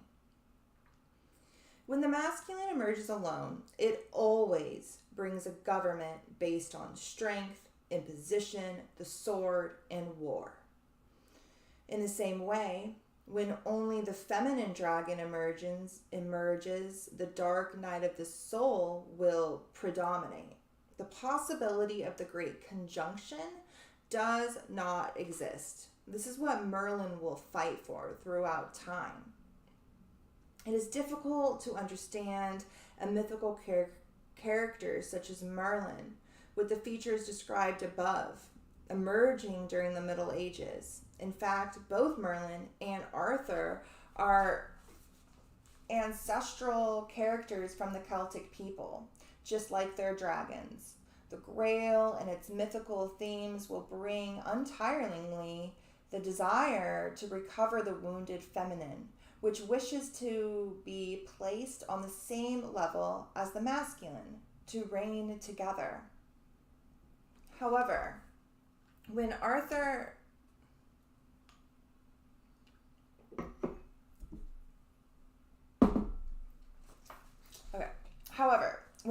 reigns as the legal representative of the white dragon, of the goddess, we can assume that one of his primordial tasks is to reintroduce the kingdom of the goddess. joined with exercising the masculine. The future awaits. Arthur and his queen, the king married to the earth, the sword at service of the chalice. Arthur is the symbolic character that, given his profound identity, will act as the hero of the new epoch, doing what the collective needs him to do and not doing what the collective expects and determines what should happen. Arthur, however, is unable to transcend his own paradox and remains as the guardian of duty. Therefore, doing what the collective determines, that is, his duty to reign, is above the role of the lover of the goddess, meaning like he failed his quest. That's why he's referred to as like the once and future king, because this like archetypal story, like humanity hasn't succeeded in this great conjunction yet. It's something that was started in like deep antiquity, and it's a huge cycle that humanity has been on for quite some time, and we're at some sort of precipice now. And this is still something that isn't going to fully occur until some time in the future. The texts written, emerging the 12th and 13th centuries, more than once refer to the demand from the depths of the unconscious, the wish for a time of union. The myths have this unique quality of conjunction in one theme, personalities from a variety of epochs and shaped into one body, seeking greater expression of the phenomenon. Merlin, Arthur and his knights, the legends about courtly love, the Round Table, the Grail, and the 1,000 ways of expressing such are based on one special mythical theme. Uther Pendragon becomes king of all of Britannia and summons Merlin to be his royal advisor. The magician accepts the position. However, he warns him of his periodic disappearances to look after his other realities. Merlin also informs Uther of the stories of Joseph of Arimathea and the Round Tables, the previous Round Tables, and tells him that the first one had been carved in Palestine and the second at the time the Grail Castle was built. He instructs Uther to build a third Round Table with about 50 or 52 places, summoning his knights to sit at it. Sometimes I looked into that 50-52 thing. I was like, this has got to be like a processional number, something to do with like some sort of cosmic cycle, and I haven't been able to zero in on exactly what that is yet. But most of the times they refer to a round table with 12 parts or 13, 12 or 13. But this 52 I do see sometimes, and I can't figure out why they chose 52. Okay, I'll figure it out eventually. I'll let you guys know. 52 places, summoning his knights to sit at it. King Uther Pendragon is made responsible for spreading Christianity throughout Britannia and destined to be the first Christian king. A great room had to be built to accommodate the Round Table, which would be the center of the castle that was to be built. The king agreed to all of the demands of the magician, and the region called Cardwell, or Camelot, in the land of Gales, was chosen as the center for the Round Table. The king and his knights would sit at it, and one chair, called the cursed chair, which is usually the 13th chair referred to as the cursed chair, probably because the number 13 connects to the divine feminine, and that like serpent energy, perhaps. I have a lot of theories on why they call it that. Okay, one chair is called the cursed chair or the dangerous chair, and it should remain empty. And if it is considered that because it represents the goddess, the number 13 represents the goddess in like a multitude of ways. 13 moons a year. The number 13, the 13th letter is M, which is very often connected to Mary. Mary also being the 13th apostle. There's something else I was going to say in connection with the feminine and 13. Oh, 13 is a prime number. So 13 is indicative of the one, of wholeness in itself, because it can only be divided by itself and one, unlike 12, which can be divided by several things. Yeah, we're reading King Arthur. I'm not sure what that question was about, though. But yes, this is the Grail, Arthur and his knights. Okay. Where are we at? I was saying something about that chair. Oh, that's right. The cursed chair, 13 chair or whatever. So it's considered a cursed or a dangerous chair, and it should remain empty. Probably because when it is filled with the goddess, then everything is full and united. So should remain empty. Merlin warned all of them not to dare sit in this dangerous chair, as the person destined to sit in it had not been born yet. It's Arthur. Geoffrey de Monmouth, in the history of Britannia, does not specify who would be chosen for this task. However, in the tale, the course of the story implies more or less explicitly that Percival will accompany the chair. Percival is, I don't know, okay, yeah, they go on to say Galahad, because Percival and Galahad are the ones who are usually attributed with finding the Grail. Percival kind of fails his test. Like, he finds the Grail, he sees the Grail, but he's unable to ask the questions. Galahad finds the Grail, sees the Grail, and then like immediately dies in bliss. And so those are the two knights who are attributed with finding the Grail. Okay. There are other tales about the Round Table and the search for the Grail, which feature 3 dangerous chairs and not just one.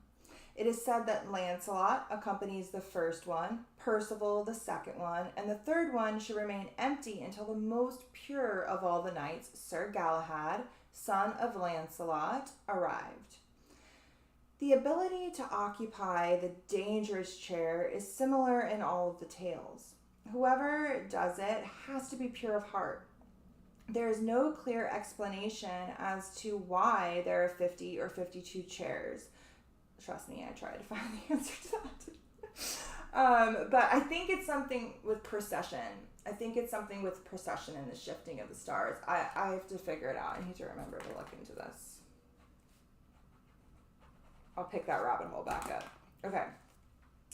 So nobody knows why there's 50 or 52 chairs, but it is possible that if there were 50 and one of them was occupied by the king and one left empty, the other 48 would be 4 times the number of Christ's disciples.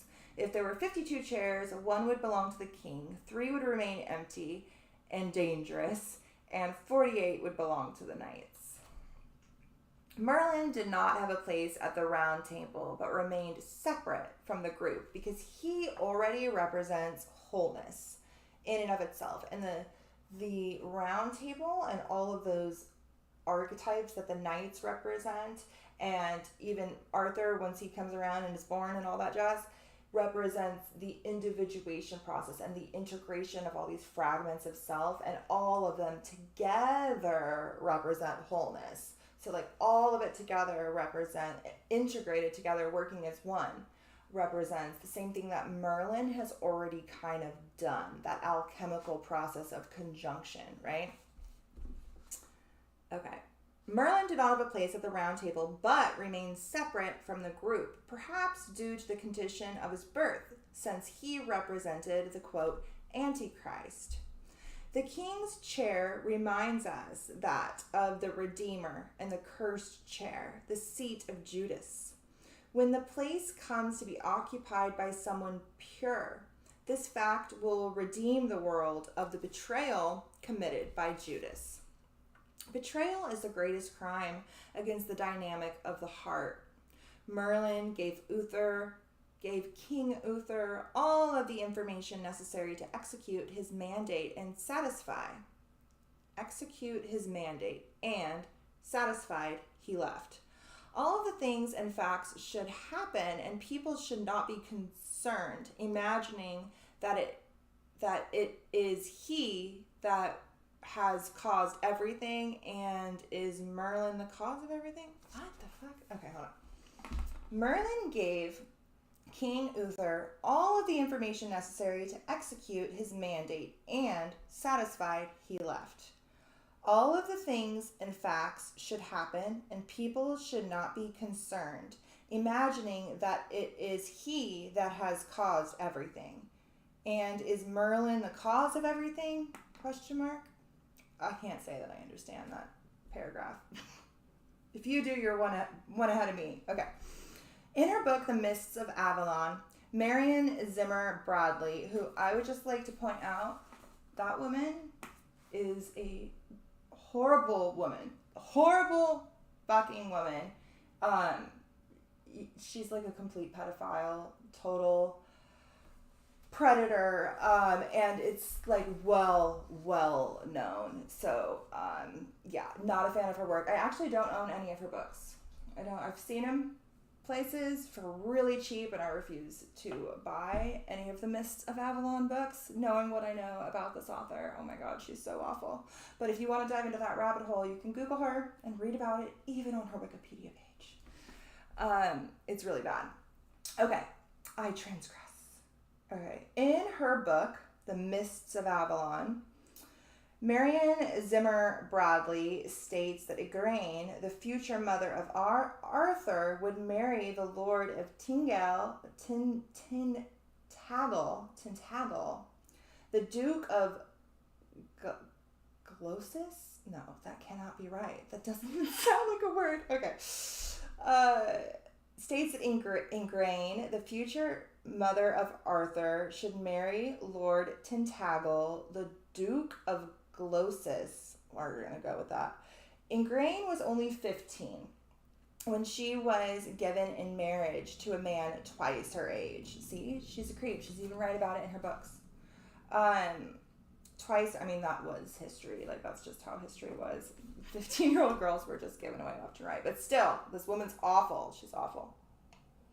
And this is empty.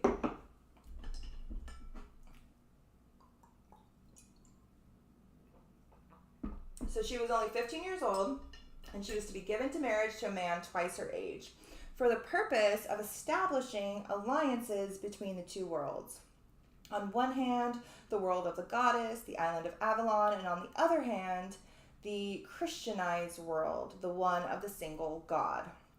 The marriage between Igraine and the Duke resulted in her brisk separation from the kingdom of the goddess and inclusion in the kingdom of the patriarchal repressor. When Igraine became the wife of Lord Tintagel, she did not love him or feel loved, but she was unaware of her femininity and her feminine desires. As years passed, Igraine became accustomed to her marriage. She had conceived a daughter with the Duke, whose name was Morgana. At the time of her encounter with Uther Pendragon, the girl was 6 years old.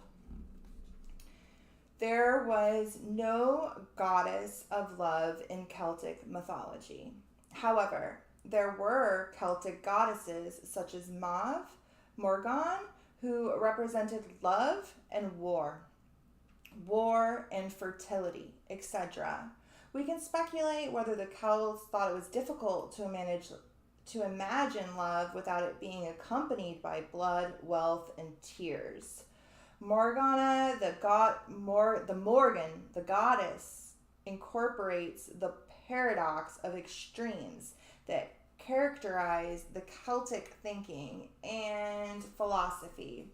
Morgan represents war and death and is associated with love. In the legend, Morgana is identified as an expression of the goddess Morgan. The great banquet had been announced by Uther. inviting all of the knights in the kingdom to unite at Cardwell Castle at the time of the Pentecost. The guests included the Duke Glosus, whose name I can't even, that's so bad. I'm just going to roll with it, but it's so bad. Glois? It's literally, whatever. Glauus? Maybe it's Glauus. Of Tintagel. And his young wife Igraine, in her splendor that was even greater than her beauty. As soon as Uther saw her, he fell passionately in love and desired her in all ways, harassing her impenetrably. Igraine, the hypostas of the great goddess, Igraine, the archetype of the great goddess, was considered to be one of the sisters of the priestesses of the Lady of the Lake. When she went to bed, Igraine, in her innocence, informed her husband of the king's behavior. The Duke was furious, offended. He decided to leave the castle with his wife early in the morning. Without offering any official explanation, overcome with jealousy, the Duke warned Igraine, "I cannot bear to see you looking that way at a sensual, debauched man, when you only have eyes of duty and resignation for me." When Uther discovered the unexpected departure of your guests, he was also offended, forgetting his own seductive behavior. He sent his emissaries to demand the return of the Duke and his entourage. He threatened the Duke that the alliance would be broken and his dukedom disgraced if he did not return to the king's castle. Uther summoned Merlin to advise him on his war against Tintagel. Merlin, now a wise old man, answered him saying that he could not put up with the stupidity of war and the stupidity of man.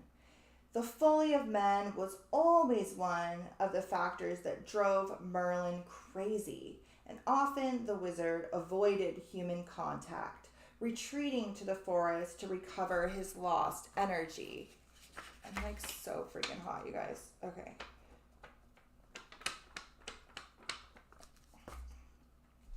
The fight for explicit power, or the dispute over a woman, according to Merlin, was always and will always result in ruin.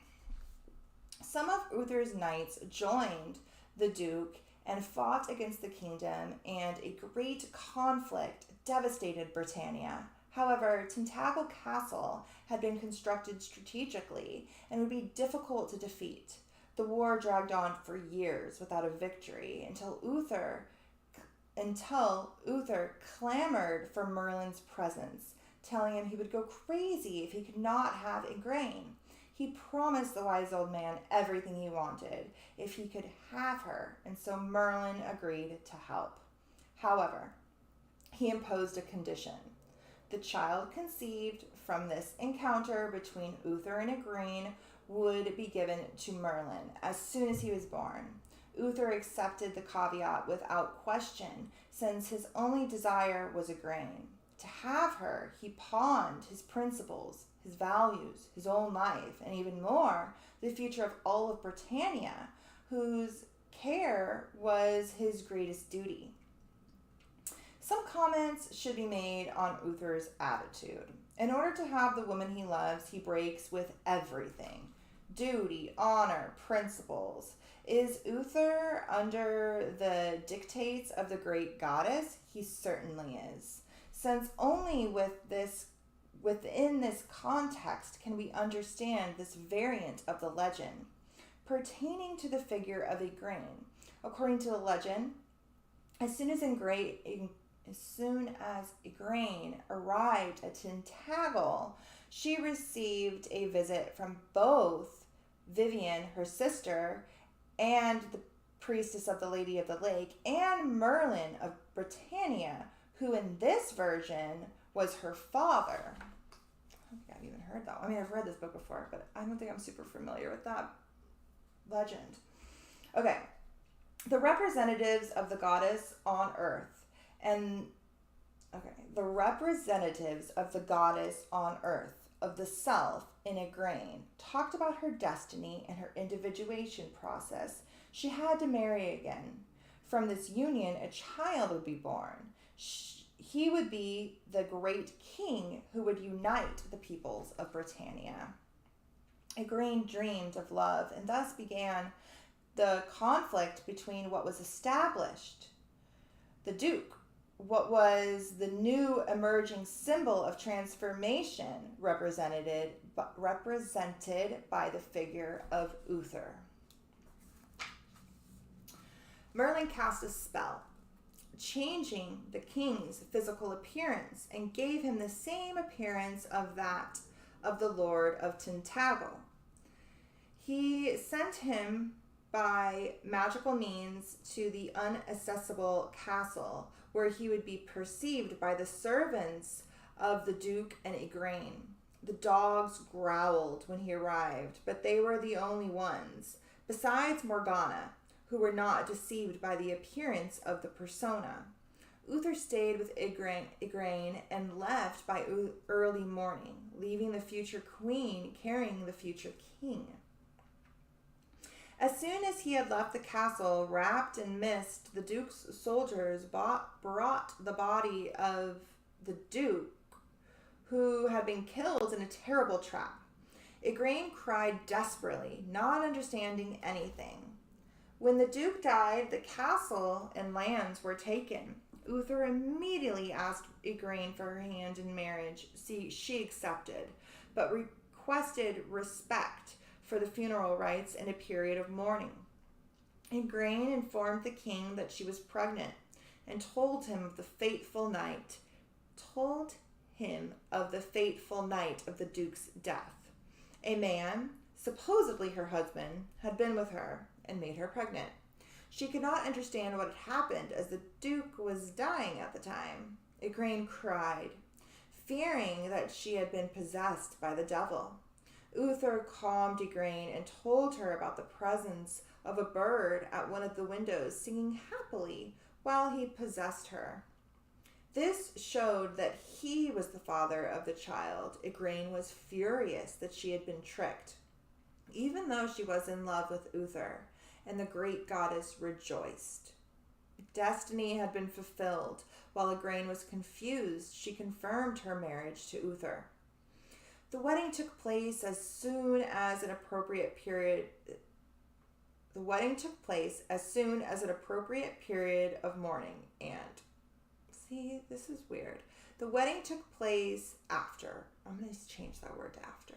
After an appropriate period of mourning, and when 9 moons had passed, the child was born. It was a boy, and Merlin immediately appeared to claim him. Uther wanted to negotiate. Igraine was fraught, but the magician remained unmoved. He took the child, saying that it was for its own good and for the protection of all, and vouchsafed the future Britannia. Merlin transported the newly born to the castle of Sir Hector, the owner of a small property and father of a boy named Kai. The little Arthur was to be brought up by Hector as if he were his own son, under instructions from Merlin. He would receive guidance on how to be a knight and would be properly educated, but without being told where he came from or anything about his origins. The habit of having adopted children was common before the Middle Ages, particularly among the Celts. Merlin, as the special mentor, returned several times to monitor Arthur's development. He taught him the art of reading the stars, of curating use of plants, how to handle a sword, and how to play musical instruments, etc. Merlin is reminiscent of Chiron. He appears as a youth or an old man, as a beggar or a master, teaching the different arts. Arthur grew up healthy and calm. He is representative of that like wounded healer, that trainer of heroes, like Chiron is in Greek mythology. Soon after, Uther died in battle. He had no successor as he did not have any more children with Igraine. A number of claimants vied for the throne, and the realm ran the risk of being torn apart. When Arthur reached the age of 16, Merlin came to Hector, telling him that at Christmas time, as part of the festivities, there would be jousts at the village of Glastonbury, where new knights appeared. Hector must go, taking with him Kai and Arthur. There are various versions of what happened. The event either occurred on the morning of Christmas, or during the Pentecost, or the winter solstice. In front of the temple, a sword appeared thrusted into a stone bearing the inscription, "Whoever manages to remove the sword from the stone encrusted herein will become the king of all of Britain." That's from Mallory. One of the versions of the legends states that his sword was not Excalibur, but the sword left by Uther Pendragon at the time of his death in combat. But what all of the versions have in common is that Arthur is the chosen one who pulled out the sword that was made for a king. Now a sacred knight, he promised to unite Britain. With the power endowed by the sword, Arthur fought whoever opposed him. One day on the bridge, he faced one of the bravest knights of all time, Sir Lancelot du Lac. During the bitter fight, Arthur's sword broke. He confessed his guilt. Then, from the waters of the lake that encircled the island of Avalon, the land of the great Lady of Avalon, or the Lady of the Lake, a new sword, Excalibur, emerged, gifted from the well of the goddess. But let us return to the Christmas celebrations. When Arthur removed the sword, according to the legend, not all of the knights from the kingdom who were candidates to the throne were present. So it was agreed that they would all meet again at Easter. The legends, all of the Arthurian legends, even the Gawain and the Green Knight speaks a lot to the cycles of the seasons too. And this one, the pulling the sword at the winter solstice when the light returns, that's the first returning of the light in the depths of the darkness. And then again at Easter, which is the spring equinox, which is when that light is truly birthed, makes a lot of sense. Okay, where am I at? Excalibur. Let us return to the Christmas celebrations. We did that, right? Easter, okay.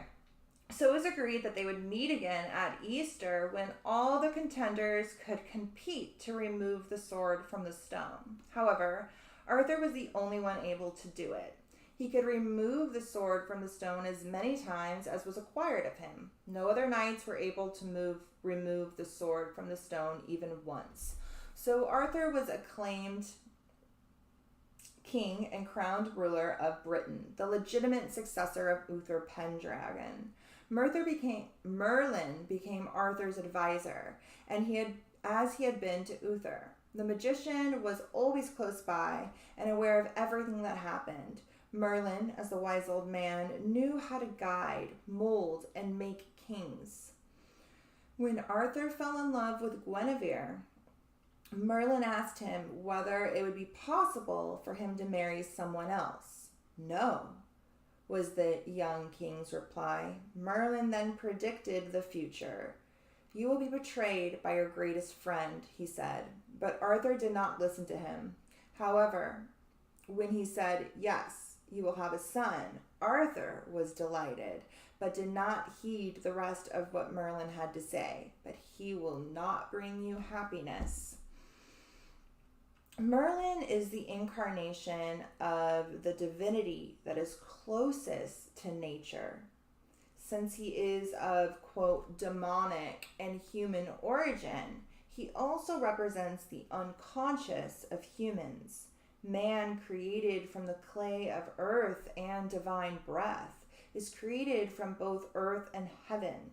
Merlin is the union of these paradoxes, manifesting both the earth and divinity. Since he is the conjunction of polarities and oppositions, he makes miracles. However, in order to achieve this union, Merlin, at times, goes crazy. The wise old man represents, symbolically, the search for harmony. Merlin's nature is similar to that of Christ's, divine and earthly, mortal and immortal, God and man. As such, Merlin is also an expression of the Grail, and at the same time, the search for the chalice. He is the source of knowledge, of the constant wish to want to know. He integrates within himself more humanized realities, since they have been structured according to the process of knowing himself through the heart.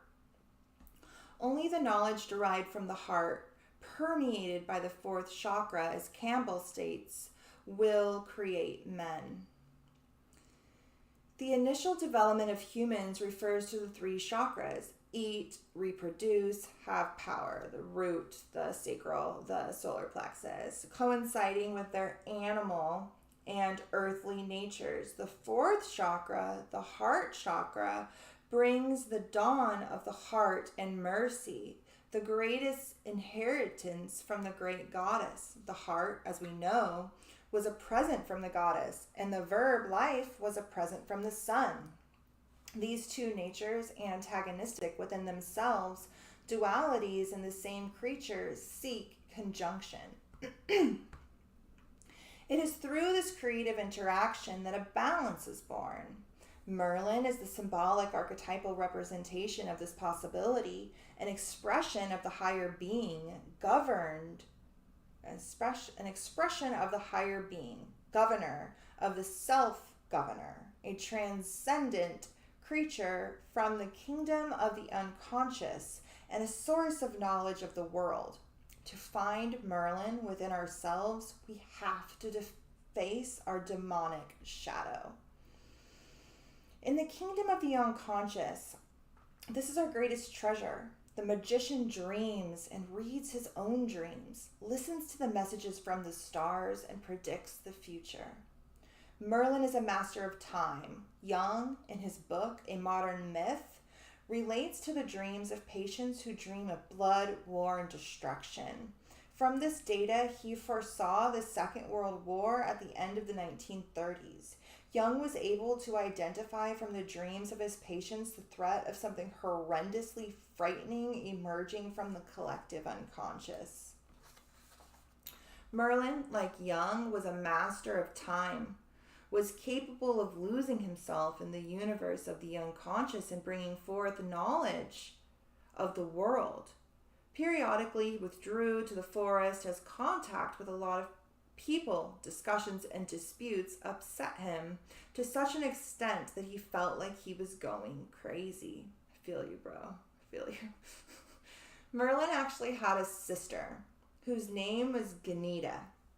According to the legend, she was always concerned with the magician's well-being when he left for the forest. She was responsible for soothing his spirit, offering him music to calm him when he was in such a state. There is also reference to Merlin having married, and in one of his moments of withdrawal, he foresaw that he would be betrayed by his wife. Merlin then felt that he was going crazy, so he left for the town, taking the head of a stag, which he used as a helmet.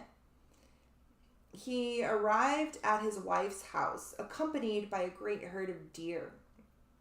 He called out her lover and beat him with the deer's head, breaking open the skull, and then he returned to the forest in a trance. What? Oh, there's also a reference of Merlin. Oh, okay. I missed that part. I'm going to read this paragraph again. Merlin had a sister whose name was Ganita. According to the legend, she was always concerned with the magician's well-being when he left the forest. She was responsible for soothing his spirit, offering him music to calm him when he was in such a state. There is also a reference to Merlin having married, and in one of his moments of withdrawal, he foresaw that he would be betrayed by his wife. Merlin then felt that he was going crazy, so he left for the town, taking the head of a stag, which he used as a helmet. He arrived at his wife's house, accompanied by a great herd of deer, called out her lover, and beat him with the deer's head, breaking open his skull. He then returned to the forest in a trance. This passage from the myth casts Merlin as the god Cernunnos, one of whose hierarchy representatives was the figure of the stag. Merlin would not accept that his wife had other partners. He had left her, and as a representative of the goddess, she should have waited for him. It was as if the god had said to the goddess, "It is not possible to have other partners since we belong to each other." According to the legend, the wise man had retreated to the forest and slept for several nights in the same farm. A spring of crystallized water arose at this place. Merlin drank the water and was cured of his madness. Later, a youth who suffered from mental illness went in search of Merlin. The magician gave him water from this fountain, and the youth was also cured. That winter, Merlin returned to his sister's house to find food. Ganita proposed building a house in the forest for her brother in a place of his choosing. The house would have 70 doors and 70 windows looking out in all directions to enable him to read the stars. After it had been built, the magician, Ganita, the crazy youth who had been cured, and a new character called Taliesin, all moved to the house. The four of them lived in the forest for a long time in deep harmony. Taliesin left his research, writings, and poems. Why am I forgetting to say his wife's name? I've said it a bunch of times already. Ganita abandoned her search for great love, and the crazy youth listened to Merlin's advice. You should continue with the journey you started to face your internal world, Merlin told him. That as a result of starting this journey, he had gone crazy. And since he had gone crazy, the youth had lost a large part of his life. So he should ask God to give him back the time lost in unproductive madness. I wouldn't say madness is unproductive. I think it can be extremely productive. When Merlin was in the forest, far away from contact with other humans, he may have been expressing his difficulty to face his ego consciousness, together with the emerging symbols. Perhaps Merlin, as a symbolic expression, kept himself separate from the world, manifesting the fear of development that he represented. Since he represented the possibility of transforming the world, he was, at the same time, afraid of this development happening. Since the mythical personification of the confrontation of union and opposites, he dreaded the emergence of transforming realities occurring at a time when only one of the polarities of the new dimension had been structured, the masculine. Symbolically, Merlin would be the archetypal element governing the pattern of otherness, and consequently, perhaps feared the explicit manifestation of the shadow of this dynamic expressed through himself. In other words, Merlin is the possibility of transformation and the defiance to prevent the process from occurring.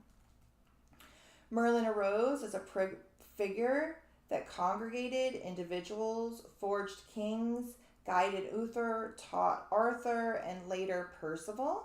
His existence remained as the search for the union between the masculine and the feminine, between light and shadow, consciousness and unconscious, as a symbol of union. He offered the possibility of consciousness becoming more aware of the other, of the heart. At the same time, he represented the consciousness of the time of mystery, of symbols that needed to be hidden and kept secret. Here is the paradox.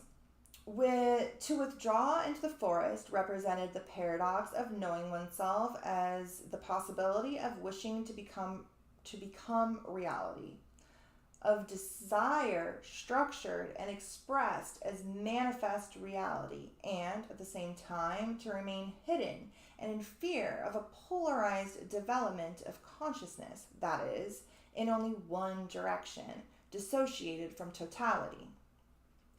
All technology derived from a pattern dissociated from consciousness results in destruction, as can be seen from the discovery and use of atomic energy. I'm going to read that sentence again. All technology derived from a pattern dissociated from consciousness results in destruction, as can be seen from the discovery and use of atomic energy. Merlin represented the desire to be and being, the contents of the chalice and the chalice itself, the search and the object of the search. When he withdrew into the forest, the wise old man waited for the characters, future components of the time of transformation, preparing themselves to come into being. There is no point in only one individual managing to do this beforehand. The collective has to be humanized and individualized. All of them had to go on a journey to confront the shadow with the existential dissociation, even if this meant running the risk of going crazy or recovering consciousness and making ill use of the discoveries. The kingdom of the unconscious, when penetrated, demanded ethics above all from the explorer to deal with its contents. This is the problem with which every analyst faces when he discovers it is possible to use his power abusively. It is not just the contact and work with the unconscious above all, what to do with the knowledge that is integrated and the use made of it. In other words, Kant's fourth question, when it is posed, asks of everyone their responsibility towards everything that is revealed. Merlin says that it is not enough just to face the unconscious. A creative return was also necessary. So it's like the hero's journey, right? Merlin says that it is not enough just to face the unconscious, but a creative return is also necessary. And when we go on a journey to face the unconscious, it is possible to return. It is not possible to return without transformations. We are now different from when we started, and only the initiated can be informed of the transforming changes that occurred. The use that we could make of the discoveries is dangerous and cruel. To act out the relation of otherness in a devious way is like using atomic energy as a bomb. Confronting the shadow will mean, among other things, redemption of the feminine, and when the red dragon marries the white dragon, the child of the new epoch will be conceived. During the 12th and 13th centuries, when the legends started to be written and began to tell of the Knights of the Round Table, the search of the Grail, and of Arthur, Merlin, synchronistically, there was an increase in the volume of literature emerging about the wise old man in relation to alchemy. In the alchemical process, the magician is seen as the vehicle of great transformation of material. Merlin is the equivalent to alchemical mercury, the symbol that connects to other metals and is in the company of, quote, good and bad ones, being fluid and fleeting, joining and separating. Mercury, is playful and jovial, festive and mysterious, and is associated with the mythical archetypal figure of the trickster. He also represents the component of the collective phenomenon of created stagnation, which humanity was then experiencing. My phone.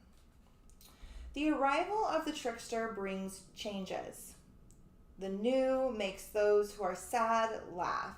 The magician is also capable of being the relativity of time.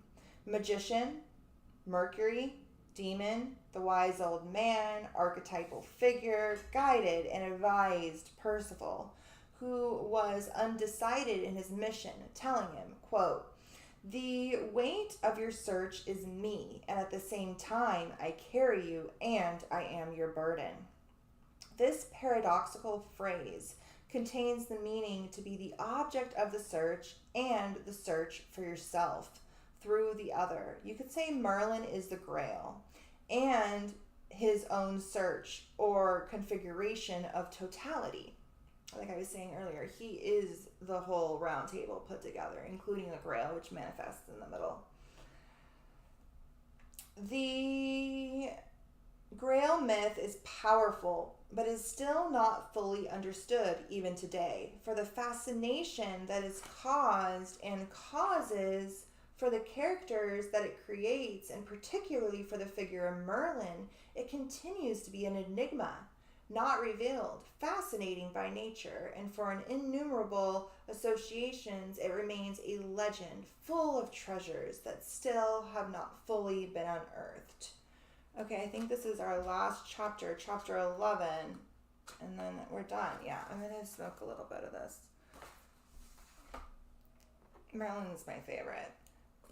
There's a lot of different legends attributed to him. She didn't really tell a lot of them. We're going to read, I have a whole stack of books here that we're going to read here, many of which are Arthurian in nature. Some of which are completely attributed to Merlin himself, so those ones are my favorite.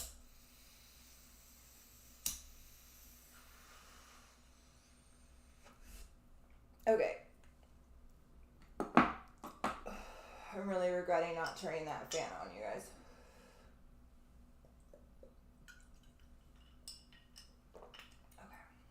Okay. Last chapter.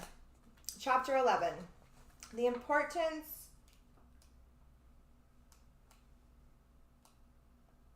Oh, there's a chapter 12, but it's just a conclusion. Okay. Chapter 11. The importance of the hero in structuring the psyche. The emergence of the hero is necessary to enable the ego to leave the endogamic, nurturing, and familiar world, which for centuries created the corporal identity of individuals, to face the exo-world. The ego needs courage to face the challenges of the new epoch of consciousness. In search for singularity, individuality is the quest of the hero. In the search for psychic identity, which is only viable through exo-interaction, the hero presents himself as the primordial character. What only the hero does becomes what the individual is. For we do in order to know what we are doing. For we do in order to know that we are doing it. For then on, it is no longer the divine that is understood through the doing, but knowing oneself through the act of doing. The hero governs the transformation of consciousness through the complex act of reflecting. The hero connects cultures and organizes civilizations, eliminating any obstacles. He integrates divinity, enables it to become humanized within him as an individual. After becoming known through his personal achievements, the hero discovers within himself his secret name, the name that is his alone, which should be kept as a mystery. The name is the individual. It is the translation of his most intimate nature. To know the name is to have power over the creature. The search for singularity can be understood as the search for one's own name, and only yours. It defines the most intimate nature of your individuality. The search for this quality is joined mythically with the emergence of the hero. This is the phenomenon of how the hero Sorry, I thought there was something crawling on my arm, but it's just a piece of my hair. Okay, what was I doing? It defines the most intimate nature of our individuality. The search for this quality is joined mythically with the emergence of the hero. This is the phenomenon of how the hero is a translation of the mental creation, translated by the condition of going beyond the obstacles, the average, and standing out from the collective. The hero is defined by his achievement. Hero and achievement and hero become one, creating a single name, a version of his nature. In the hero's name resides his strength and splendor. It is the principal character that acts and, what's more, does what only he can do. It is, therefore, the possibility of an individual becoming a singular person and becoming understood as unique. What the hero does becomes what the individual is. The hero, by making each individual conscious of himself, he is creating and transforming the world. Humans, as agents of action, discover that what they do is what illustrates their own nature. The hero defines the human as action. The action becomes the man. Awareness of oneself and one's individuality is enlarged with the conjunction of creation. Man, when he assumes what he is revealed as action, work, poetry, music, text, speech, feelings, and the wish that vibrates. The human becomes what he feels, thinks, desires, creates, and does. The hero knows because he was always known, The hero knows because he has always known which achievement he was to realize. He is born knowing his own destiny. His path towards the heroic gesture will always be the archetypal demand to search for his name, his own identity. The hero acts. He doesn't order others to act.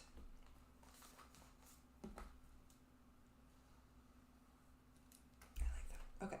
It is not possible to appropriate for oneself the hero in another to fulfill our own missions. If we do this, we will continue to be children of fatherless heroes, friends of friend heroes, etc. The search to find oneself as a period of transforming one's nature brings an archetypal imminence. When this happens, it acts disruptively, letting the ego assuming command of consciousness and upsetting the ego, assuming command of consciousness and acting as a constellated complex. The active constellation of the hero complex will command the spectacle of life, causing eternal fascination not only over the collective but also the individual.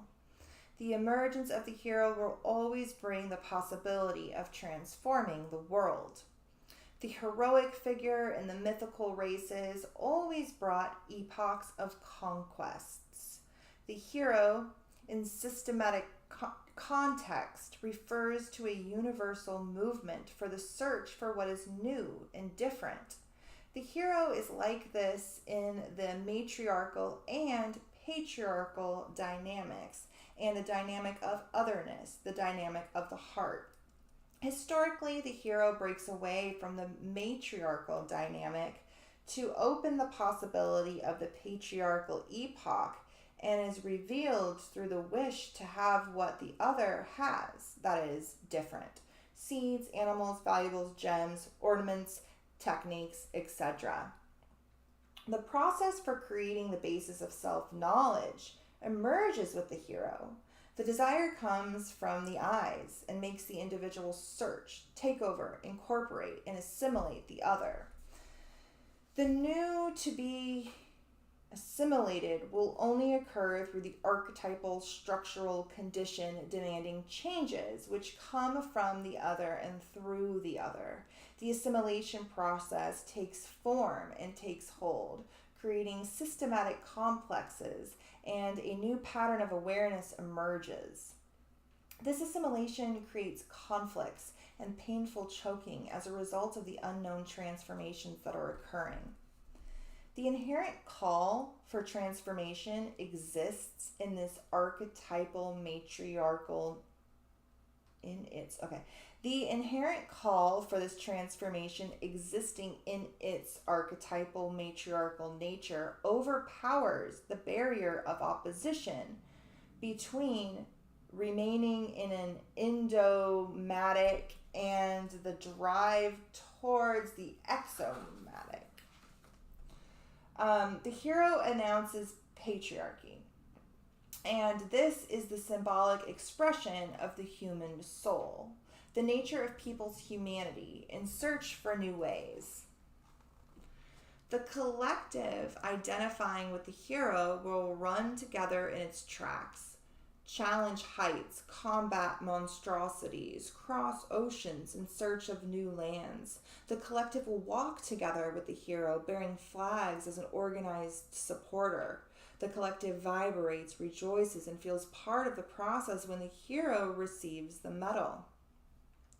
The ego, also fascinated with the emergence of the hero, will be overwhelmed by the anticipated glorification. However, at night, when the hero sleeps with the soul, enjoying a well-deserved rest from the role of the warrior that he is, the ego will awaken and discover how much he is committed to doing impossible things, and desperation will set in.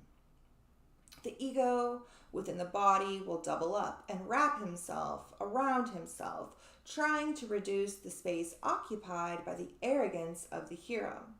The ego, entwined, will hide his face between his bent legs and hold his head with his hands so that he does not lose touch from the challenges of the hero. The silent cry in the dark room will fill his night and torment the wish to find a lap to hold him and prevent him from leaving. The hero's mission is to challenge new worlds, combat monstrosities, replace infertile kings, remove the stagnations that prevent growth. The hero's mission is always to seek out renewal through new seeds. The birth of the hero introduces the consciousness of the plural. Why can't I say that word? Plural nature of man as a product of an interactive conjunction that and no longer of a body filled with gods. The hero is the unique moment when the divine self gives birth to himself as a birthed creature. The human understands himself as human, acquiring awareness of himself, and in doing so discovers himself as the creature created from the marriage between the goddess, earth, and the divine luminosity of heaven. Man is shadow and light. As a creature created from the interlude between divine and celestial God with the humus of the Mother Earth goddess, he will come forth as the hero announcing new times. Every hero is unique, and as such, a manifestation of the systematic wisdom demanding that psychic awareness and identity be established. The tasks will be done by facing death, without which the ego, through the work of the hero, could not emerge to the new times of consciousness. The collective encourages the hero and demands that he fulfill his tasks, without which the collective consciousness cannot be renewed. Developing psychic awareness is the primordial stage in the humanization process. The consciousness of humanity is man and woman, knowing themselves as man and woman. When both assume a vertical position, organized in the space around them, and make themselves the center of this world and a reference for the relationship that they establish with the universe. I wrote here on the side, that's the axis mundi, right? We assume a vertical position, organizing the space around us to make us the center of the world, right? That's the whole esoteric symbolism of the axis mundi. In primordial times, the experience of the ephemeral nature of life and its duration, expressed through the interregnum between a pulsating, vibrating body and the tattered interness of death, makes man think. Divinity permeated and filled that body, only to suddenly leave it. The blood that steeped away is the divine God that left the body. The movement of the throat, which in an instant became still, expelled the divine from the flesh. The dull eyes are filled with death. Until then, man only understood himself as a body, filled by a God who, at any time, could abandon him.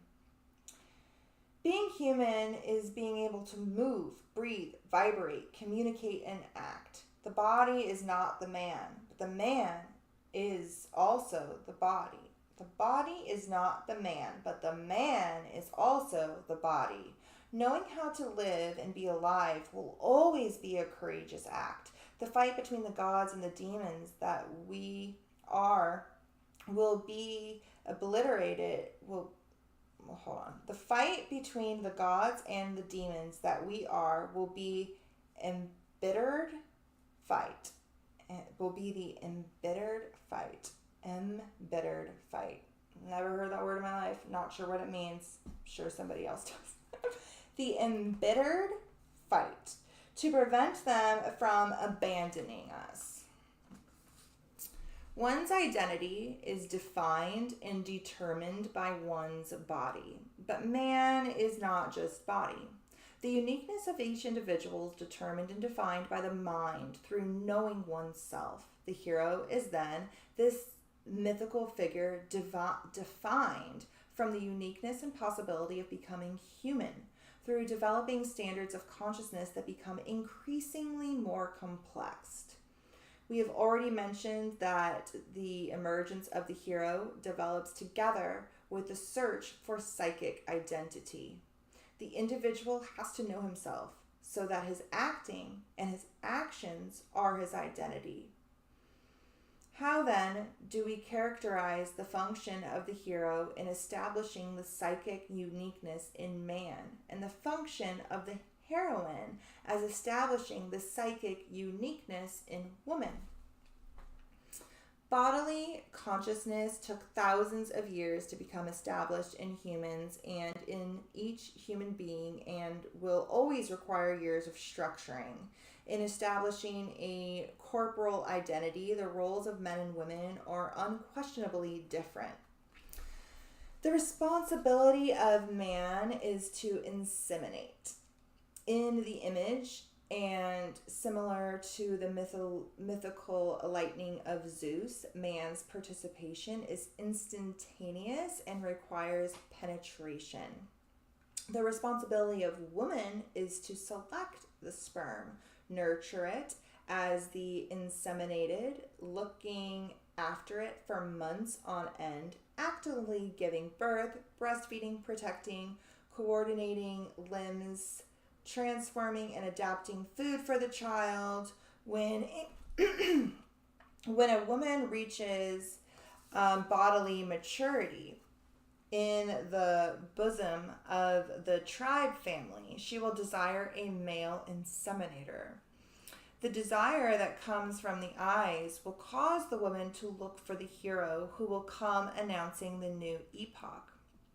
Woman kept in her endomatic state by the devouring dragon, a symbol representing the obstacles to renew, will welcome the hero. The woman heroine does not kill the dragon, but teaches the hero how to do it. The heroine, woman, who lovingly accepts the hero and teaches him how to kill the dragon, escapes from the labyrinth, deceives her tribe and family, and leaves the system. The desire for the heroine woman for the emerging hero will be greater than her fidelity to the tribe. Remaining within the tribe means retaining the power of the devouring goddess, who governs the process of the endomatic epoch, which has become incestuous. By deceiving her people, her tribe, her family, the heroine abdicates through her own free will the power to reign. The power to reign then becomes the demand of the mythical hero. Hero and conquest are mixed together and receptacle. The mythical heroic deed symbolically anticipates the numerous attempts and failures of the emerging hero. The collective keeps him alive through myths and legends. His achievements and defeats will continue for decades and centuries and will be told and written throughout time in every human being. The system will keep the hero alive internally until the end of time. His task has still not been completed, like I was saying before.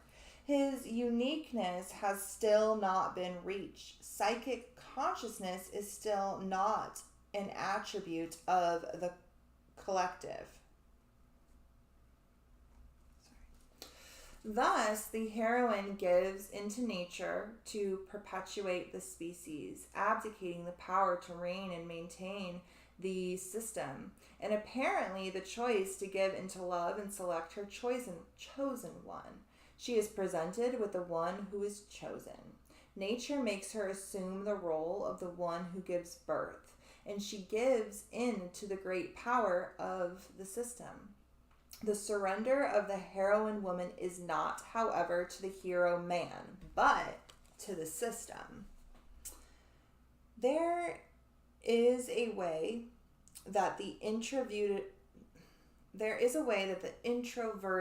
nature of woman that directs the process for developing her psychic identity coincides with the time that she takes to develop the corporal identity of her offspring, maintaining the species. At the same time, there is a way that the extroverted nature that directs the process for developing the psychic identity in man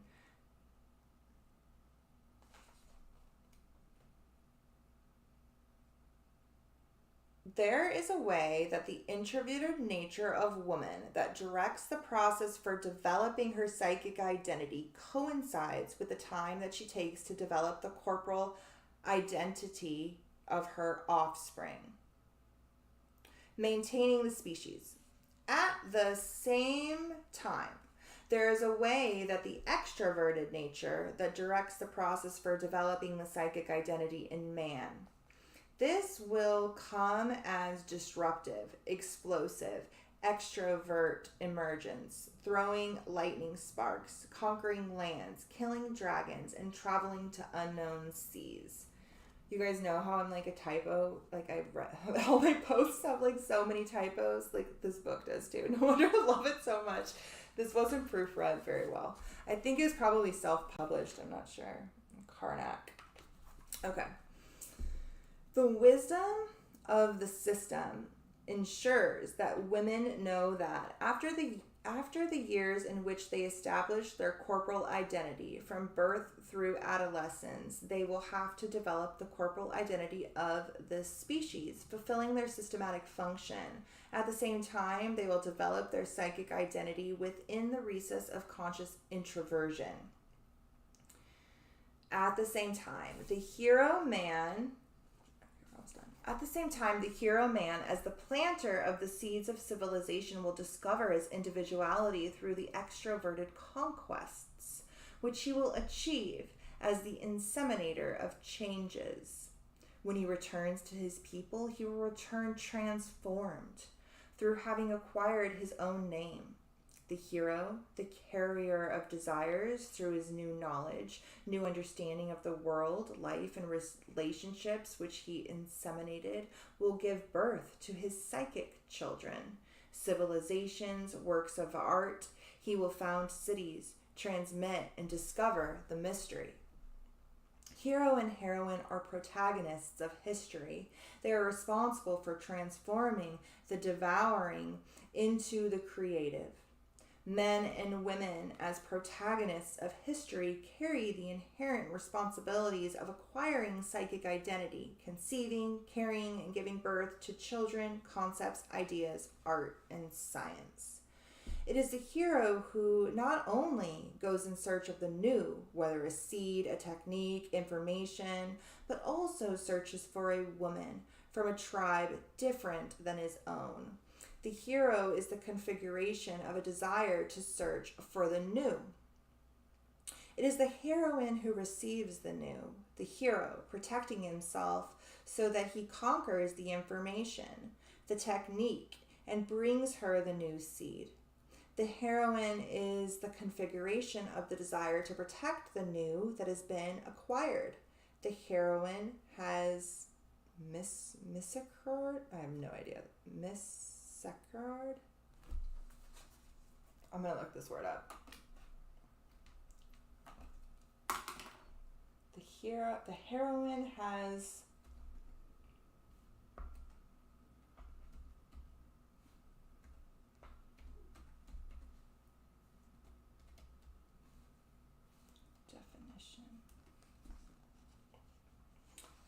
alleged protecting from the underside of a hinged seat in a choir stall, which an apartment in a monastery. What?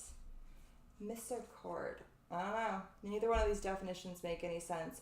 A ledge projecting from the underside of a hinged seat in a choir stall, which, when the seat is turned up to give support to someone standing. Historically, it's an apartment in a monastery in which some relaxations of the rule are permitted. I don't know. We're going to move on. The etymology... Literally, they're about to go into the etymology of that fucking word, you guys. Oh, it's late. Okay. The etymology of the word misericord is that it derives from mis, lack of eris, metal, riches, and cordia, from heart, or cordis, which is effect or grain.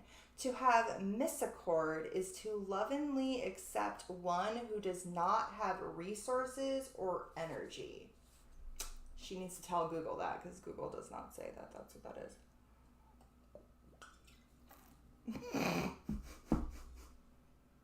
I swear this happened last time.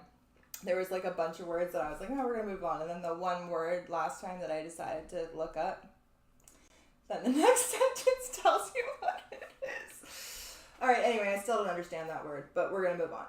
The heroine offers a misericord to the hero, which is a lovingly acceptance of one who does not have resources or energy. Whatever. The heroine offers misericord to the hero who comes disruptively in search of the new, of wealth, without knowing how he will execute his task. The hero only knows that he has a task to perform. He is born knowing that it is his responsibility.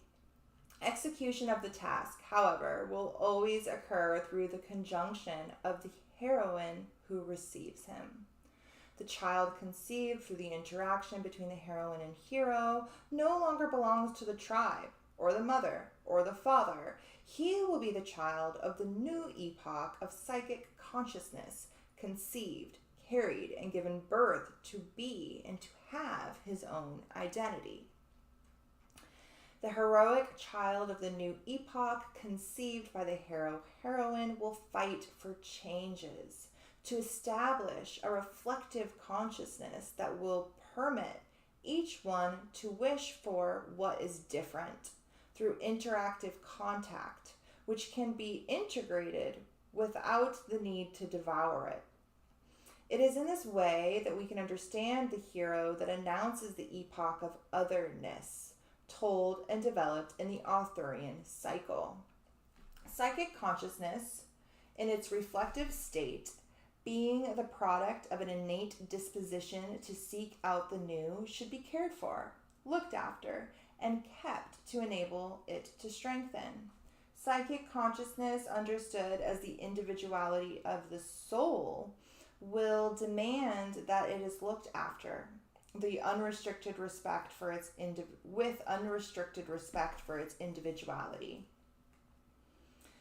For the new to remain unique, it will require space to enable it to express itself. Since it is fragile and embryonic, it will face devastating threats in various overpowering and devouring forms, which will derive new towards conservative stagnation and the accommodation of the soul. The myth of the hero thus carries the teachings where we speak of glory and splendor of the divine, merged magically with the shadow. Oh, we're almost done, guys.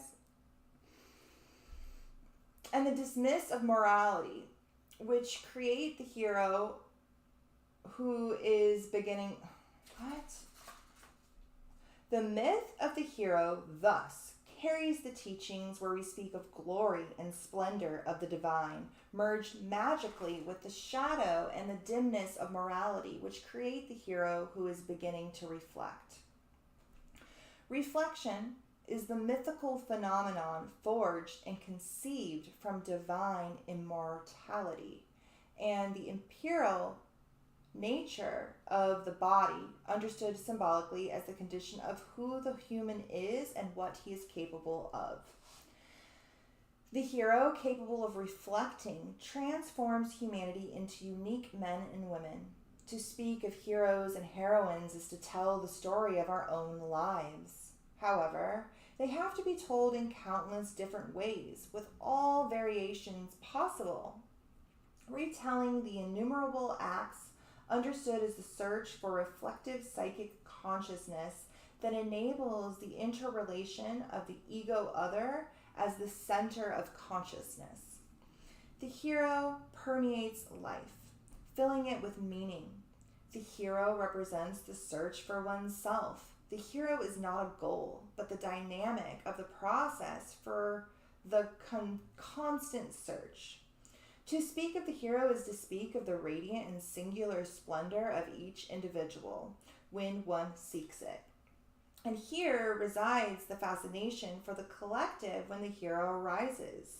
The glory of the divine rests in what the hero has that is immutable and eternal. The inferior nature of the individual gives him a destination. Human destiny will be fulfilled through what the hero has that is divine and eternal. The reality of heroic acts, deeds in each of us, though apparently isolated, appears to obey a type of predetermined plan that has purpose for each one of us. It is possible to find, even in an unfathomable process that changes through continual demands, which are not always consistent, but create a story and exclusive journey. This is the way. This is the way of the reflecting hero-heroine, the psychic resonance that is being developed within humanity. When desiring and having compassion together conceive the child of the new epoch of consciousness, we will have a global village of the epoch, of the dynamic of the heart. The pattern, my face is like so sweaty, my glasses keep like sliding down my nose. The pattern of life which is the basis for human relationships, according to Pierre Soli, with still in its cannibalistic dimension of one devouring the other. Compensation governs, and respect for the right of the psychic identity of the other is still a theoretical reality. We understand ourselves as being unique. But when we are in relationships, we cannot accept the others act, or think differently from us. We are still the exclusive holders of partial truths that we parade as unique truths. And that's the end. There's a chapter 12 in conclusion, so we'll read that and then we'll call it a night. Oh my God, you guys. Jesus Christ. Definitely this summer will not be trying to do this again in this room without that little fan.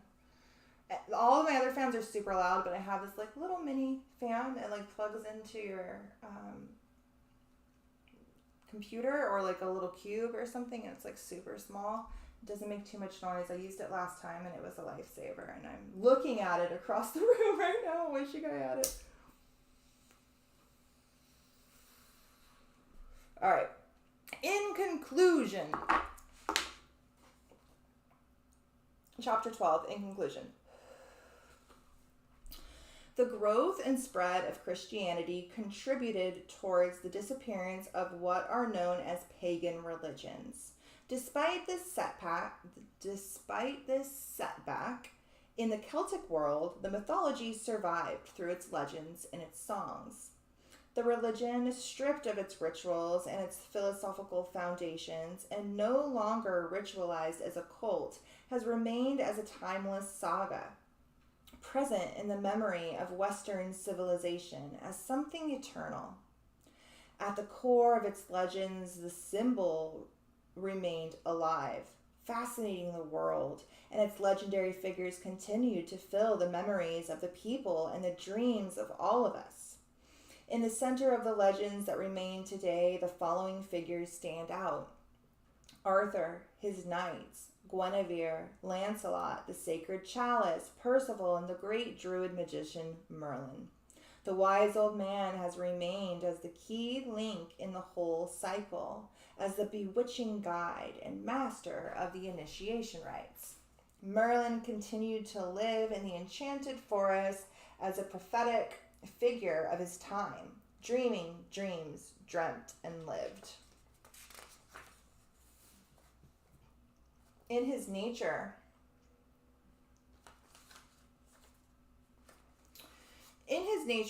to interpret them. Dreaming dreams. Merlin continued to live in the enchanted forest as a prophetic figure of his time, dreaming dreams dreamt and lived. In his nature to interpret them, and in doing so, he will remain forever, announcing the arrival of the new epoch. Merlin prepared kingdoms and kings, forged Uther and his love for Igraine, conceived Arthur as an idea and ideal, created the Round Table, and introduced the Order of the Knights. Under his guidance, the boy, predestined to take up the hopes of the people, grew up and assumed, without question, his heroic task. Merlin and Arthur make up the conjunction between knowing and doing. Arthur represents the humanization of Merlin, and, understood in this way, the wise old man, through his creation, Arthur, has come to life. Granted the sacred power of the hero, he removes the sword forged of iron from the bowels of the goddess, which is the symbol and sign of the end of the Stone Age and the beginning of an epoch of transformation.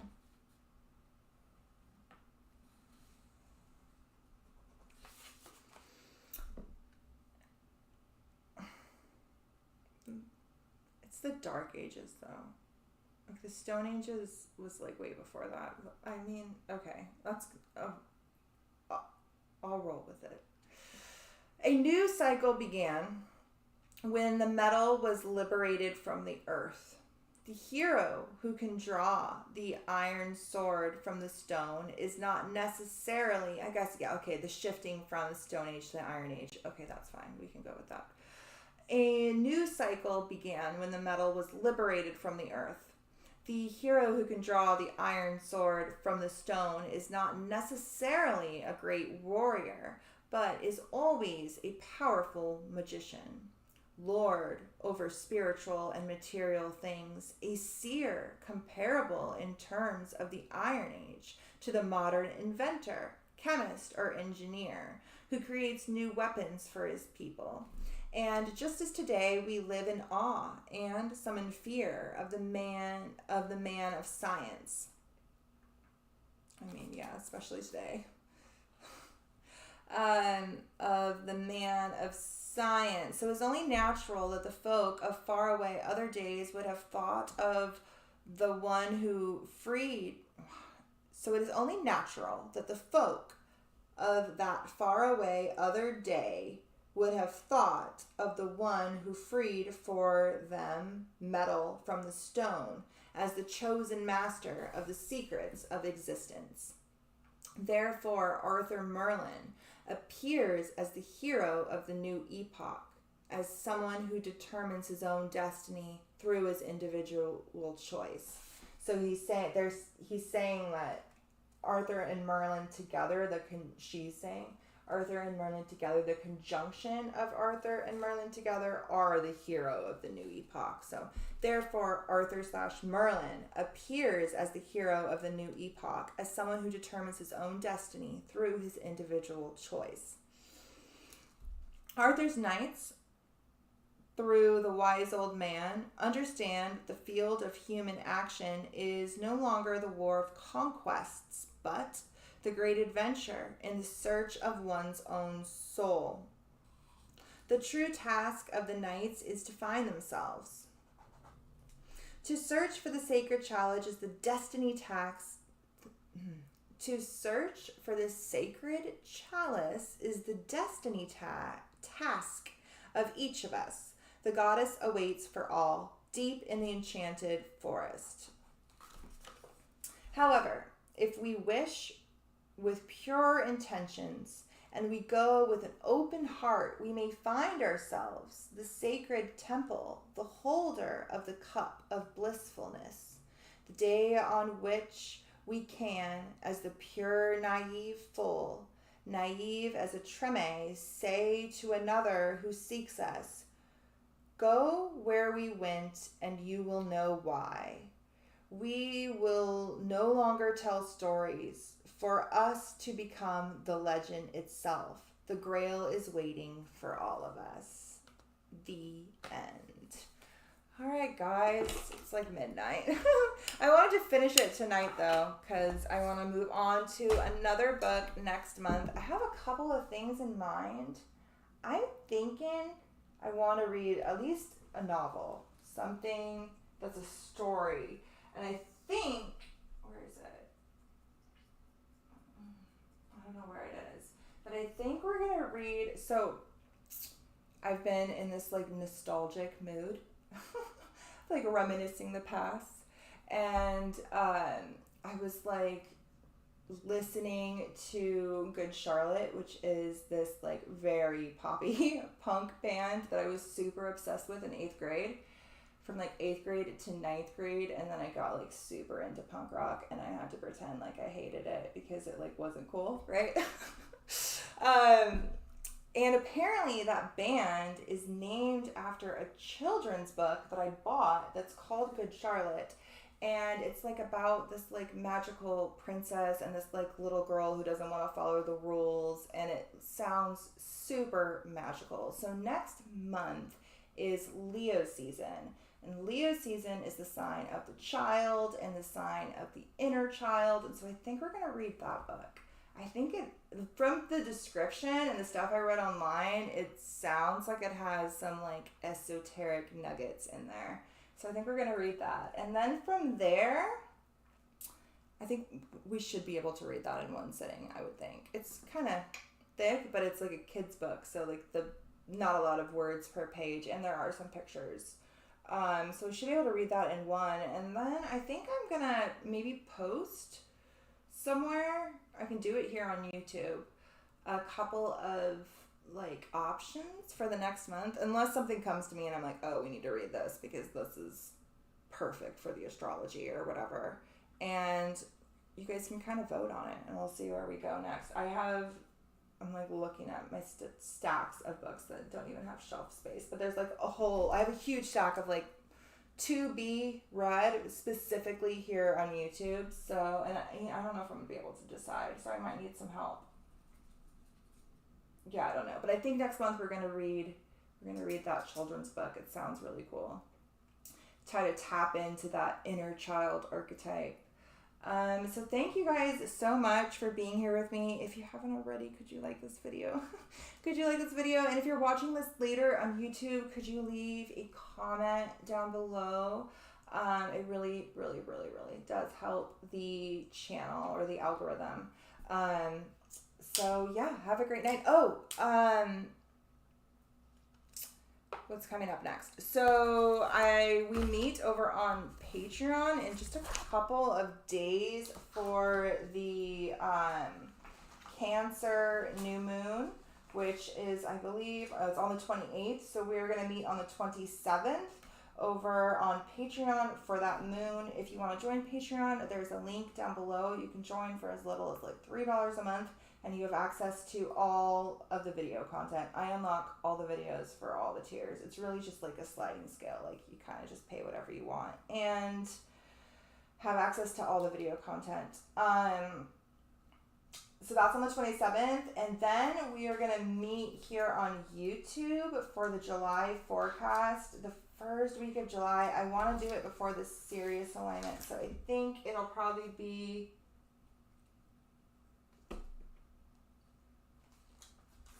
the 4th, on the 4th, oh no, the 4th, July 4th, what am I thinking? Okay, I guess it'll be the 1st, because I need to do it before that. So we'll meet here on YouTube, for the July forecast, on the 1st. So that's right around the corner, and we'll dive into the month of July, which has some really interesting alignments and things happening in our reality that I believe are tied to these alignments. So we're going to dive into the rabbit hole for that. Have a great night, you guys. Thank you for being here. Thank you for supporting my work. I literally cannot do this without you. Like, to get to sit here and like smoke herb and read books is literally a dream come true. So like, thank you for letting me do this. I appreciate you guys so much. Have a great night.